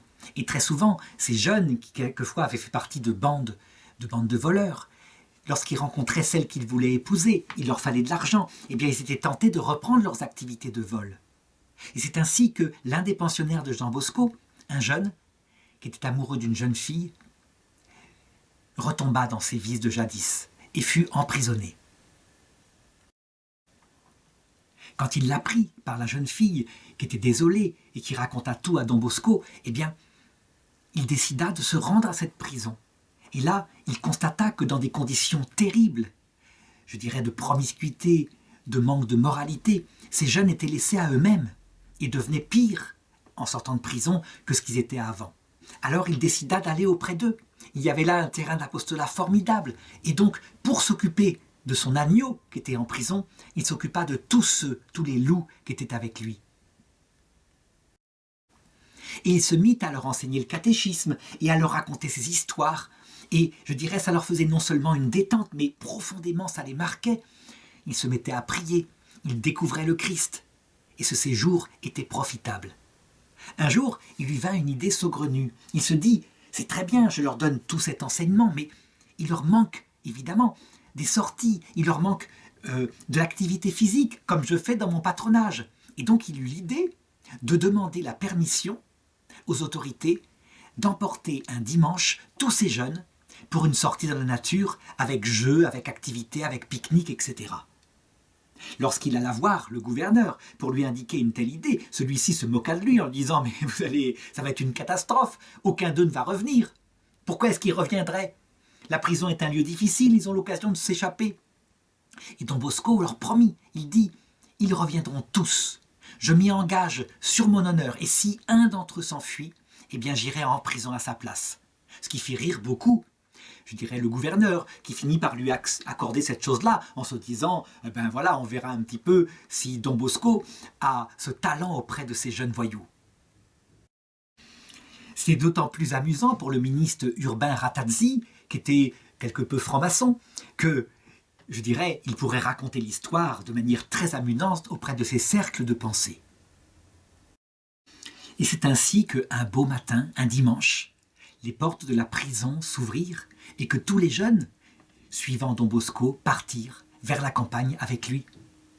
Et ce fut une journée fantastique, une journée avec des enseignements, avec des jeux, une journée dont ils se souvinrent ensuite toute leur vie.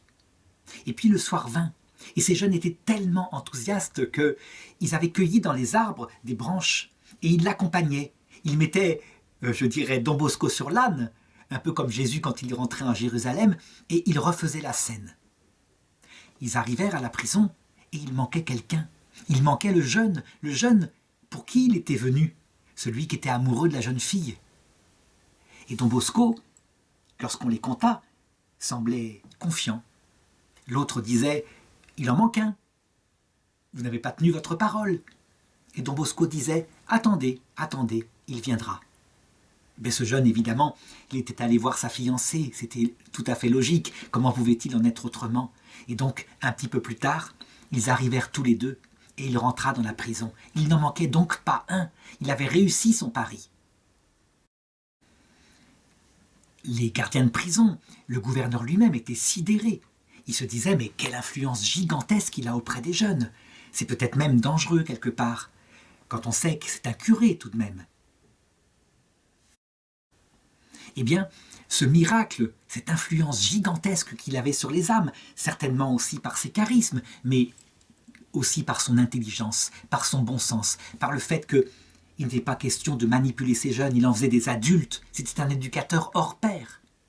Eh bien, était accompagné par toute l'aide de Dieu, si bien que plusieurs fois, on compte dans la vie de Saint Jean Bosco des miracles authentiques comme ceux de Jésus. J'ai raconté tout de suite comment les jeunes le firent monter sur un âne pour reproduire la montée à Jérusalem. Eh bien, Jean Bosco, plusieurs fois, multiplia les pains. Un jour, il y avait 15 pains et il y avait des centaines de jeunes à nourrir. Alors il les fit approcher un par un, et il prenait un pain dans le panier, et il donnait, et il prenait un pain dans le panier, et il donnait, et ils défilèrent tous. Et à la fin, dans le panier, il restait 15 pains.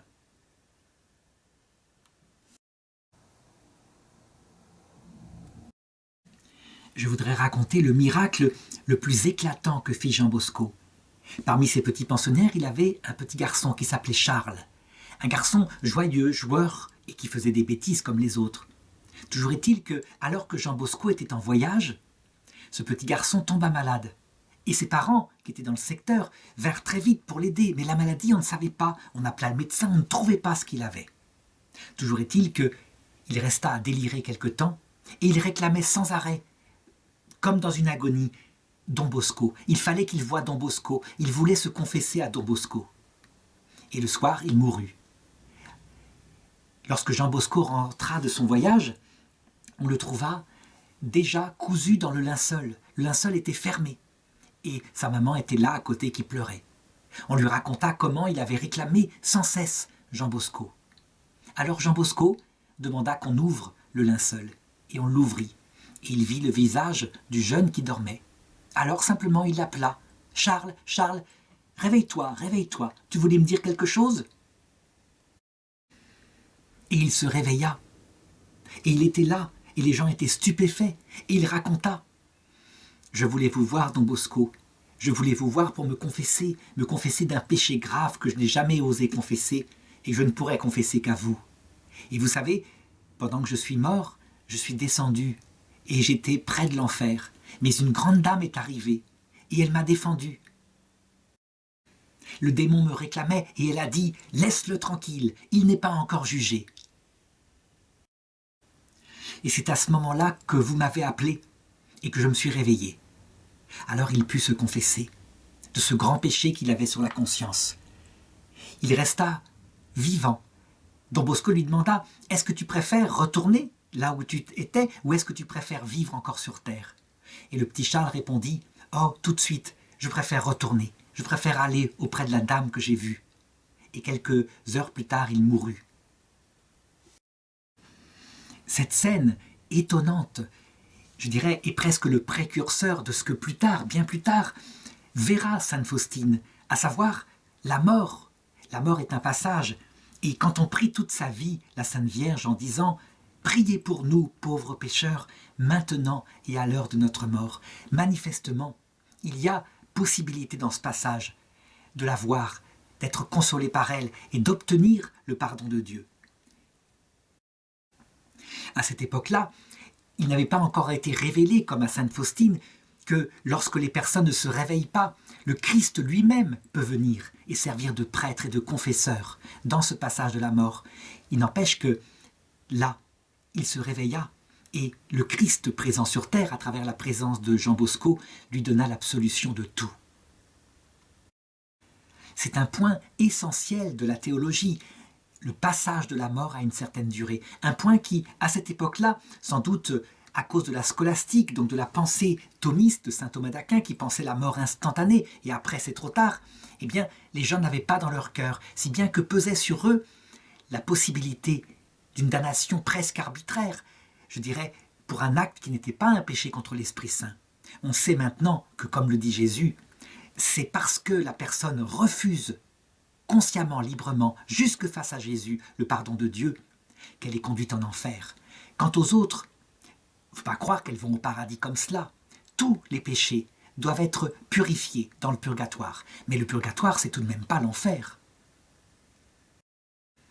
Et on ne peut pas être damné pour un péché de faiblesse, même si on doit payer ce péché ou qu'on veut le payer jusqu'au dernier sou.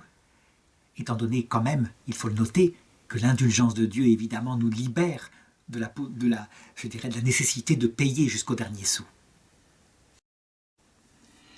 Toujours est-il que, à cette époque-là, non seulement Jean Bosco continuait d'enseigner à ses enfants, mais les histoires ne lui venaient pas que de son imagination. Sans cesse, des rêves prophétiques lui étaient donnés sur l'au-delà, sur la nature de l'enfer, du purgatoire, du paradis, et il les racontait à ses enfants. Il savait de mieux en mieux les interpréter. Il avait le même talent que Joseph, vendu en Égypte, cette capacité à comprendre sous les symboles ce qui était caché.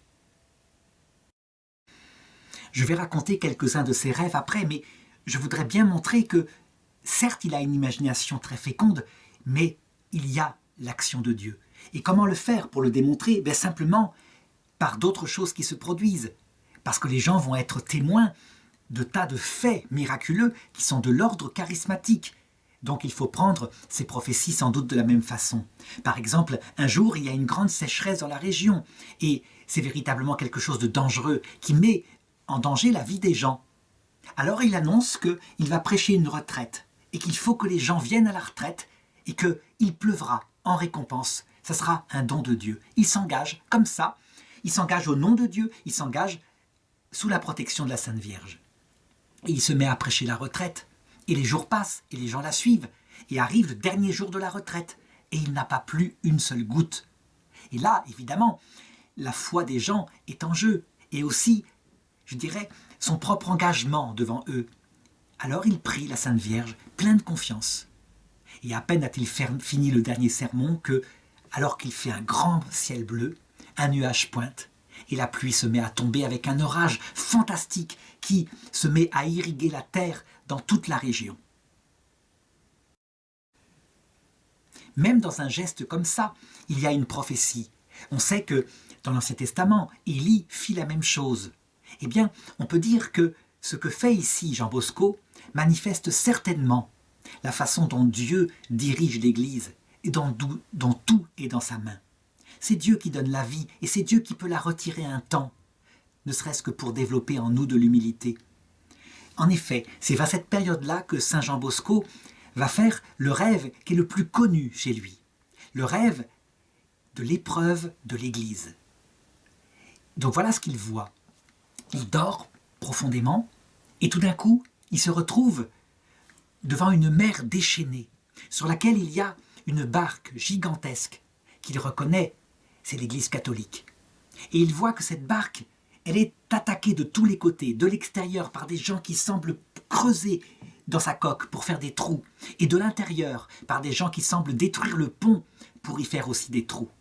On dirait que tout le monde veut la détruire, et il voit autour d'elle des barques qui s'en éloignent, sans doute d'autres églises, des églises séparées.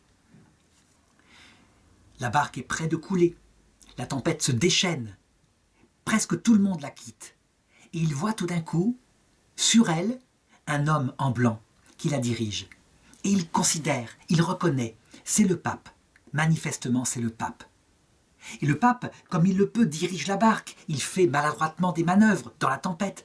Et il arrive à la placer à côté de deux colonnes qui sont dressées dans la mer, des colonnes lumineuses sur lesquelles il y a deux autres blancheurs. À savoir, sur la première, Jésus-Christ, dans toute sa gloire, et sur la seconde, la Vierge Marie, avec son corps monté au ciel, l'Immaculée Conception. Et quand la barque se trouve entre ces deux colonnes, alors aussitôt il se fait une grande paix. Et la barque, du coup, reprend sa forme, et les trous que ceux qui avaient bâti, les trous se bouchent. Et voilà que les barques qui sont autour, devant ce grand miracle, s'approchent et se collent à cette barque-là, s'y attachent, s'y arriment, pour éviter d'être prises elles-mêmes par la tempête. Saint Jean Bosco commentera plus tard ce rêve en disant « L'Église est à la veille certainement d'une terrible tempête, d'une terrible épreuve, telle qu'on en a rarement vu dans son histoire. dans cette épreuve-là, beaucoup perdront la foi. Et si cette épreuve avait duré quelque temps de plus, personne n'aurait sans doute eu la vie spirituelle sauve. Eh bien, dans cette épreuve, quoi qu'il arrive, vous devrez rester attaché aux trois blancheurs, que sont Jésus-Christ, vrai Dieu fait homme, dans son Eucharistie en particulier. La Vierge Marie, médiatrice des grâces, auxiliatrice, disait-il. Il avait une grande dévotion pour Marie et son aide. Et troisièmement, le pape. Et le pape à travers ce qui est un roc indéboulonnable, à savoir son magistère, quand il précise que c'est que la foi. Et là, il ne vous arrivera rien, vous ne perdrez pas la foi, vous ne périrez pas dans cette épreuve qui finira par s'arrêter.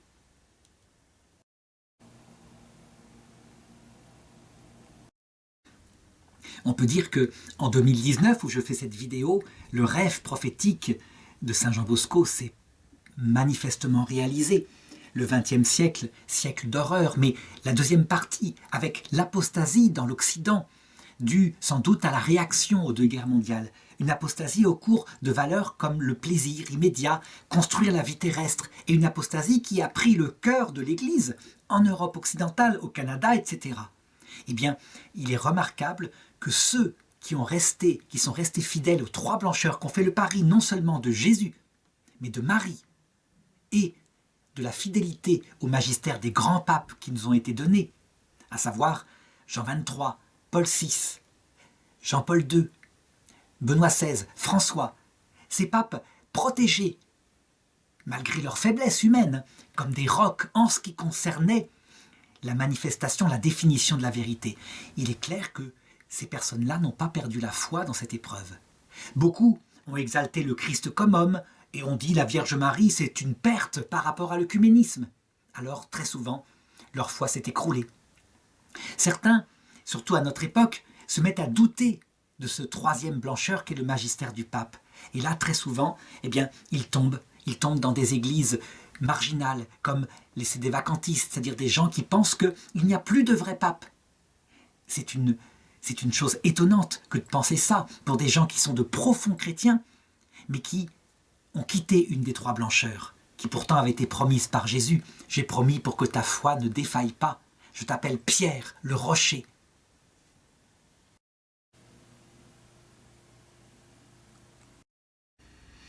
Déjà à cette époque-là, les épreuves et les nuages noirs se mettent au-dessus de l'Église. C'est le pape Pie IX qui est pape depuis très longtemps sur l'Église catholique. Et je dirais, la lutte politique et nationaliste de l'Italie, des Italiens pour réunifier leur pays, font que ce sont ces États eux-mêmes, son indépendance auprès des États du Vatican qui sont en danger. Il y a beaucoup d'anticléricaux qui font ça, et c'est source d'assassinats un peu partout.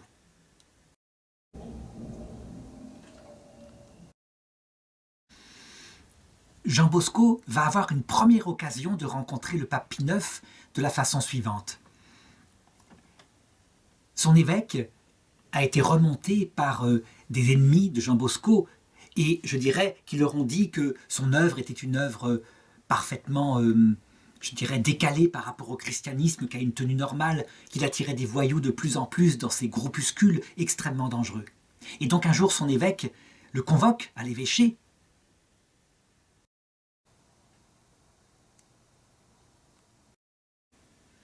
et lui dit « Manifestement, vous perdez complètement la tête, mon pauvre ami, vous faites n'importe quoi.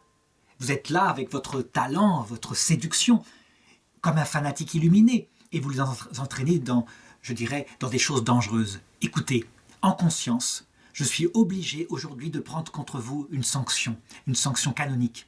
Vous n'aurez plus la possibilité de les confesser. Manifestement, vous leur donnez des conseils qui sont n'importe quoi. Donc, je vous retire la faculté de confesser. » Et Jean Bosco est là, stupéfait par cette décision de son évêque. Et il dit, mais c'est une peine qu'on applique d'habitude qu'aux ivrognes, aux prêtres qui boivent ou qui sont complètement malades mentaux. Vous me faites ça à moi? Et vous savez bien, je les confesse tous les dimanches. Ils se confient à moi. Je peux leur donner l'absolution, je peux leur donner des conseils spirituels. Ce que vous faites est absolument impossible. Eh bien, l'évêque persiste en disant « Votre apostolat est plus que douteux, mon ami. Et non seulement comment dirais-je, je vous retire la faculté de confesser, mais en plus, ne comptez pas sur moi pour leur donner la confirmation, là, lors de la Pentecôte. Pas question. Ce sont des jeunes voyous. Et Jean Bosco de dire, eh bien, je vais quitter Turin. Et l'évêque de dire, ben, très bien, quittez Turin, allez-y. Vous allez au moins, comme ça, obéir pour une fois à l'Église. Et Jean Bosco de répondre à l'évêque, pas question. Il n'est pas question que je vous obéisse. Je vais quitter Turin, et non pas pour emmener les jeunes en dehors de Turin. Je vais quitter Turin pour aller auprès du Vatican, pour aller déposer un recours canonique contre votre décision.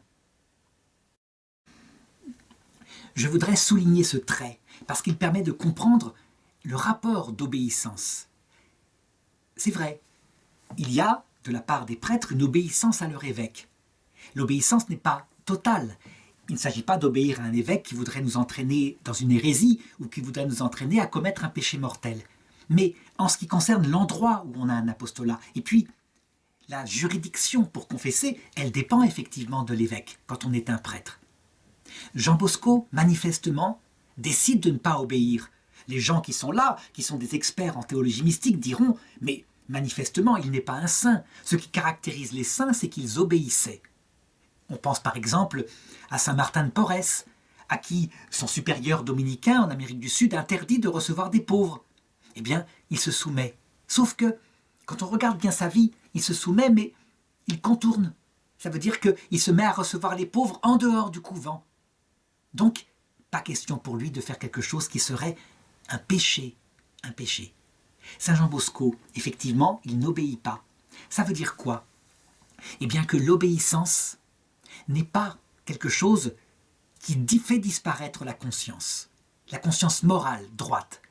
Jean Bosco a charge d'âme, de la même façon que j'ai dit tout à l'heure qu'il ne pouvait pas accepter de se laisser assassiner. De la même façon, il n'est pas question pour lui d'abandonner ces jeunes, dont il sait que, s'il les abandonne, certains d'entre eux peut-être se perdront.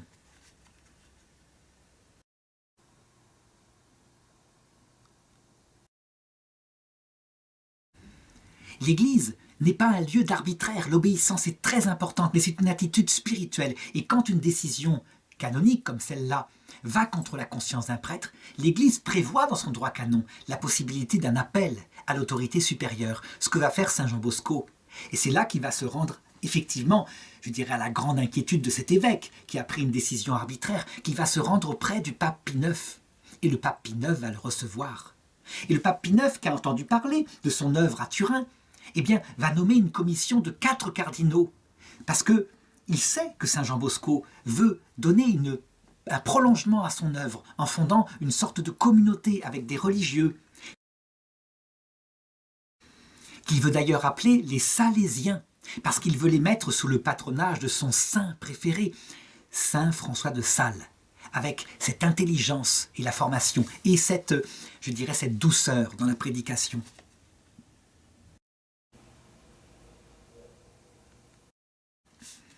Et donc, il envoie en mission à Turin ces 4 cardinaux qui vont faire leur enquête canonique. Et l'évêque, évidemment, a perdu son pouvoir, donc le pouvoir de confesser lui a été laissé, le temps de l'enquête en tout cas. Les évêques regardent ce qui se passe, assistent à des prédications, se montrent très bienveillants, et puis ils se réunissent à Rome pour voter. Et ils se présentent devant le pape Pie IX en lui disant « Très Saint-Père, voilà, certains d'entre nous pensent que c'est très positif ce qu'il fait, et d'autres, au contraire, pensent que c'est brouillon, c'est n'importe comment, c'est pas structuré, c'est poétique, c'est tout ce que vous voulez, mais ça va dans tous les sens et c'est très dangereux. » Et le pape de leur demander « Et quel est le résultat de vos votes par rapport au fait que je puisse reconnaître les constitutions des Salésiens ?»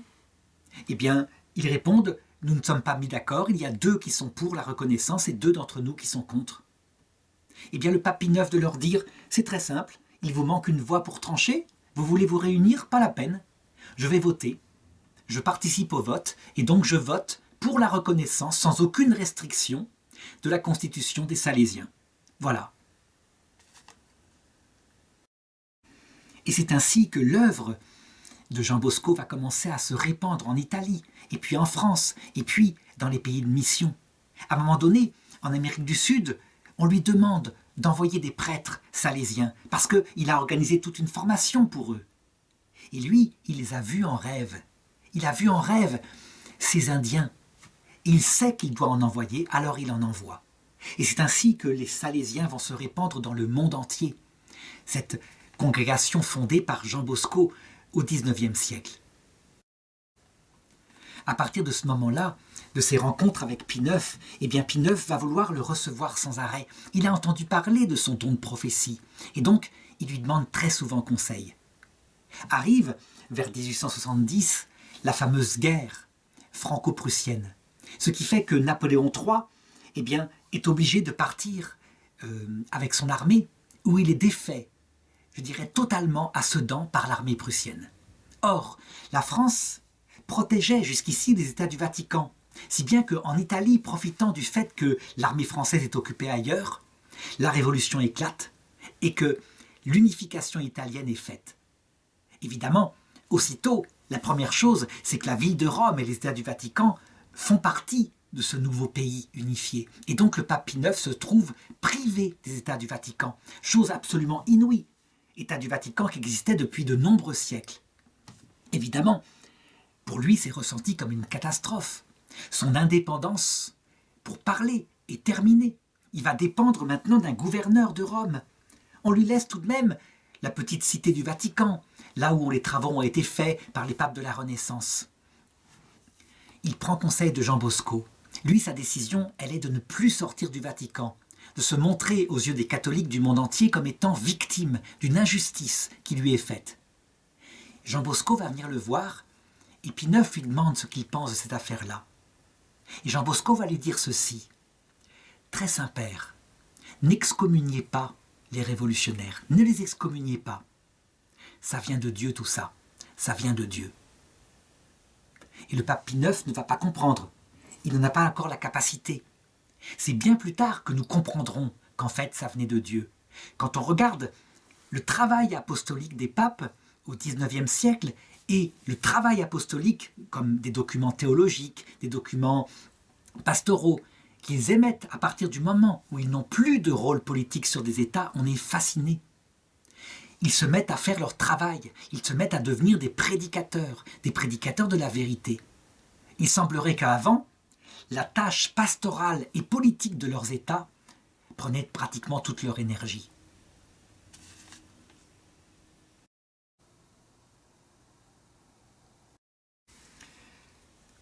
Et Don Bosco va être revêtu de nombreux charismes. Les enfants dont il s'occupe auprès de son oratoire, eh bien, ils l'ont remarqué. Pour eux, c'est même quelque chose d'extrêmement gênant, parce qu'on dirait qu'il lit dans leur cœur lorsqu'ils se confessent. Comme tous les enfants, il y a certains péchés qu'ils n'osent pas dire, des péchés vraiment trop honteux. Et donc, ils se disent que quand ils iront se confesser, ils enfonceront leur chapeau bien profond dans la tête, comme ça, il ne pourra pas voir leurs yeux et lire le péché qu'ils ont caché dans leur cœur. Eh bien lui, il semble lire à travers le chapeau. Et donc, il le leur dit avec les circonstances. Ça veut dire qu'il n'est pas simplement un fin psychologue qui devine quelles sont les tentations des jeunes à cet âge-là. Non, les circonstances sont là. Et donc, ces jeunes sont obligés de reconnaître que Dieu voit leur cœur. Mais comme il le fait, certainement en vérité, mais avec beaucoup de délicatesse, beaucoup de douceur, beaucoup de compréhension. Eux, eh bien, ils fondent et ça les marque pour toute leur vie. Et c'est ainsi que beaucoup des jeunes qui sortent de la direction spirituelle des conseils de Don Bosco, toute leur vie resteront des chrétiens fervents.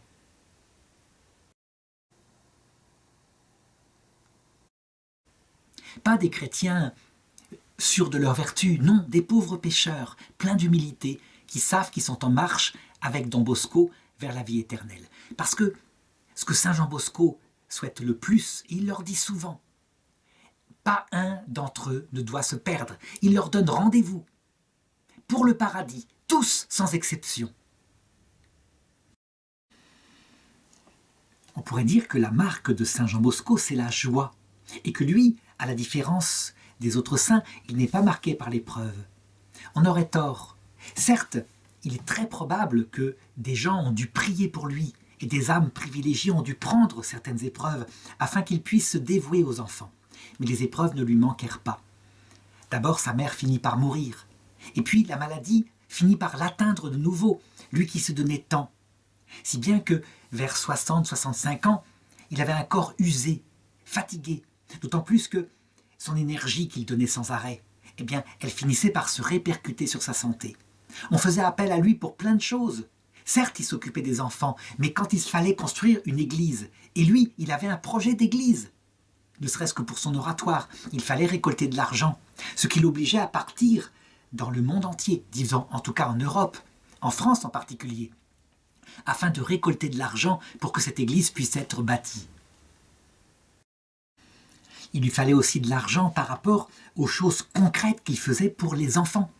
Il avait deux sortes d'enfants dont il s'occupait. Il y avait les écoliers, ceux qui faisaient des études plus intellectuelles pour devenir peut-être prêtres ou avocats ou médecins. Et puis il y avait les apprentis, ceux qui avaient une formation professionnelle, qui devaient acquérir un métier, peut-être parce qu'ils étaient moins faits pour les études. Donc sa méthode était extrêmement moderne. Seulement, il se rendait compte, comme ça se passe souvent actuellement, que les apprentis, parfois, lorsqu'ils étaient reçus par un patron, leur servaient d'esclaves. Ça veut dire qu'on leur faisait faire toutes les tâches, comme le ménage, et on ne leur apprenait pas leur métier. Et ça, il en était conscient. Il fallait mettre le haut là. Et donc il commençait à passer des contrats moraux et puis des contrats écrits d'apprentissage avec des patrons. Ça ne marchait pas toujours. Il y a des hommes qui sont vénaux et donc qui ne voulaient simplement que de la main-d'œuvre gratuite. Si bien qu'il finit par organiser lui-même, de manière très réaliste, une école d'apprentissage où les enfants puissent apprendre toutes sortes de métiers. Et on choisissait les maîtres de stage, pas n'importe comment, des hommes qui avaient fait leurs preuves, qui, dans les rapports des précédents qui étaient allés, avaient montré qu'ils leur avaient vraiment appris le métier. Donc c'était très moderne et c'est encore actuellement, je dirais, usité. Il y a une chose par contre dont il ne s'était pas occupé jusqu'à maintenant, c'était des filles. Les filles, on les négligeait à cette époque-là. C'était la mentalité de l'époque. Une fille, ça n'a pas besoin de s'instruire. Ça a besoin d'être une femme qui est une bonne épouse à la maison. À un moment donné, il fait un rêve. Et la Sainte Vierge lui apparaît et lui dit « Je te donne les filles. Elles sont mes enfants. Je te demande de t'en occuper. » Eh bien, peu après, les choses vont se mettre en place. Don Bosco, il a organisé pour l'été des colonies de vacances, où les jeunes peuvent, de manière saine, avoir des loisirs vraiment à la campagne. Or, il y a là, auprès d'une colonie qu'il est en train d'organiser, une jeune fille qui est extrêmement robuste, une petite paysanne, qui depuis longtemps a l'idée qu'il faut créer quelque chose pour les filles. Elle s'appelait Marie-Dominique Mazzarello. Elle était extrêmement forte, mais une chrétienne, une fervente chrétienne, au point qu'elle se dévouait auprès des pauvres. Elle était certes capable d'abattre le travail d'un homme en ce qui concernait les travaux manuels, mais elle allait les visiter. Et un jour, elle attrapa même la diphtérie en allant s'occuper d'une personne qui l'avait. Lorsqu'elle vit Jean Bosco avec sa colonie de vacances qui s'occupait des garçons, elle se dit « C'est l'homme qu'il me faut, c'est lui qu'il me faut pour m'aider à faire la même chose pour les filles. » Eh bien, Jean Bosco, qui avait été averti en rêve par la Sainte Vierge, s'en occupa tout de suite. Et il fonda ainsi avec elle, et elle en fut la première supérieure générale, les filles de Marie Auxiliatrice.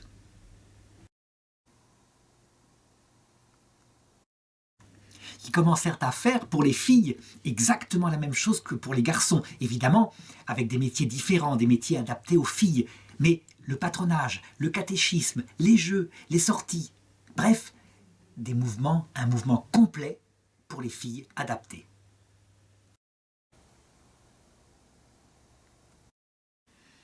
Évidemment, de tels succès, et puis l'âge qui venait, faisait que partout dans le monde, on entendait parler de Saint Jean Bosco, enfin du futur Saint Jean Bosco.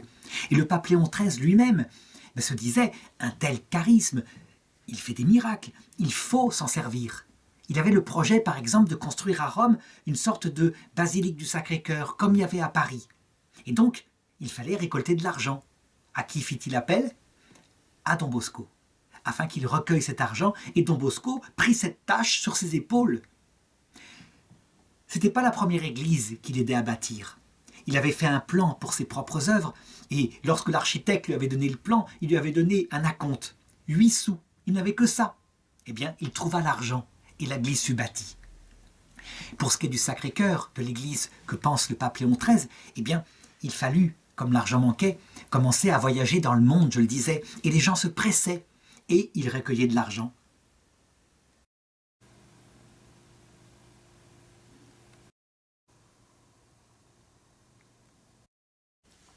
Il ne ménageait pas ses efforts, il allait partout. L'Italie avait certes donné, mais la France pouvait donner encore plus. Un jour, en allant à Nice, eh bien, il n'avait qu'une seule soutane, et il devait prêcher pour récolter de l'argent pour cette église. Et il tomba, par hasard, dans la rivière. N'ayant pas, je dirais, de soutane de rechange, n'ayant pas de bagages, eh bien, comme il devait recevoir absolument des notables pour les inviter à donner de l'argent, il les reçut tout simplement dans son lit. Il était dans son lit avec les draps, il n'avait pas sa soutane sur lui, et c'est comme ça qu'il les invita à donner, et ils donnèrent évidemment. Alors on pourrait se demander, mais pourquoi accepta-t-il cette œuvre, construire des églises, des bâtiments, alors qu'il était tellement merveilleux auprès des jeunes? Simplement parce qu'il était réaliste. Il savait qu'il était devenu plus âgé. Et donc, sans doute, il fallait laisser les jeunes prêtres, qui avaient cette énergie, s'occuper des jeunes. Mais lui, il venait auprès d'eux, et suffisamment. L'une de ses dernières paroles, je l'ai dit, fut de leur dire « Je vous attends tous au paradis ». C'était vraiment son obsession. Personne ne devait se perdre. Comme le Christ l'avait dit à ses apôtres, « Je n'en ai pas perdu un seul. » Sauf, avait-il ajouté, le fils de perdition.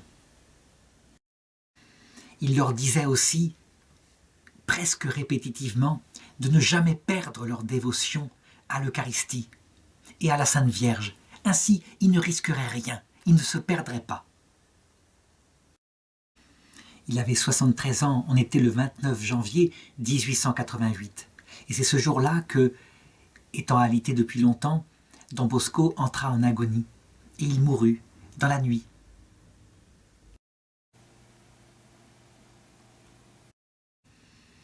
La nouvelle se répandit dans le monde entier. Le saint était mort. Tout le monde savait que c'était un saint. Évidemment, les gens n'attendirent pas la canonisation pour se précipiter, ne serait-ce que par la prière, et lui demander son aide depuis le ciel. Et les miracles se multiplièrent, si bien que très vite sa cause de béatification fut établie. Et ce fut un homme qu'il avait d'ailleurs rencontré, le pape Pie XI, qui le canonisa. C'était le jour de Pâques en 1934. Certainement que Saint Jean Bosco, avec Saint Jean-Baptiste de La Salle, celui qui inventa les écoles chrétiennes, on a l'un des plus puissants patrons qu'on peut prier pour les jeunes adolescents en particulier, ceux qui sont en danger peut-être de se perdre. Il y a un autre aspect sur lequel Saint Jean Bosco doit être prié. À cause de son rêve sur les 3 blancheurs, ce rêve tellement important, eh bien, on doit se dire que probablement on devrait intercéder auprès de lui et aussi auprès du pape Léon XIII, qui fit à peu près le même rêve, pour que l'épreuve que vit l'Église depuis, je dirais, on peut dire depuis 1914, cette épreuve se termine bientôt. Léon XIII confirma le rêve de Saint Jean Bosco sur la grande épreuve de l'Église. On raconte qu'un jour, alors qu'il célébrait la messe, il eut la vision suivante. Il vit le démon qui réclamait auprès de Dieu la permission de détruire pleinement l'Église catholique, qu'on lui laisse un siècle, et il la détruirait, il la réduirait à rien. Et cela lui fut accordé. Ce rêve, raconte-t-on, bouleversa tellement le pape Léon XIII qu'il décida ce jour-là d'instaurer une prière spéciale pour confier, sous la protection de Saint Michel, l'Église catholique. Si ce rêve est vrai, on peut dire que le siècle est largement passé et les dégâts ont été faits dans toute l'Église catholique, en Occident en tout cas. Même si, heureusement, certaines églises ferventes d'Afrique, d'Asie ont été protégées de la grande crise qu'on a connue. Eh bien, je pense qu'il faut prier Saint Jean Bosco pour qu'il obtienne de Dieu la même chose qu'il obtint lors de son sermon, cette retraite lors d'une sécheresse en italienne, où il avait promis aux fidèles la pluie, et la pluie vint.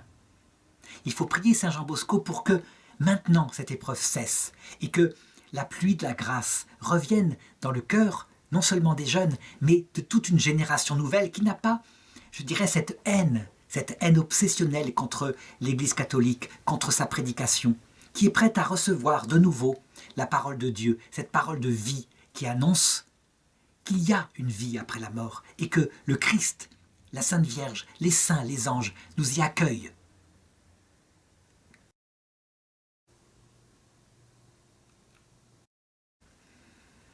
Marthe Robin avait annoncé qu'il y aurait, après cette épreuve qui a façonné le cœur de l'Église, qui a façonné un cœur pauvre, un cœur surpris, eh bien, surpris, je dirais, du fait que la vie ne lui vient que du Christ, évidemment, ce dont les gens n'étaient peut-être pas assez convaincus.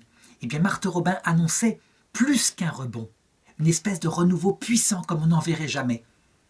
Est-ce que ce renouveau sera qualitatif seulement, ou est-ce qu'il sera quantitatif, au point que toute la ferveur reviendra dans le cœur des gens, un peu comme on vit après la Révolution française, alors que l'Église en France était comme ravagée?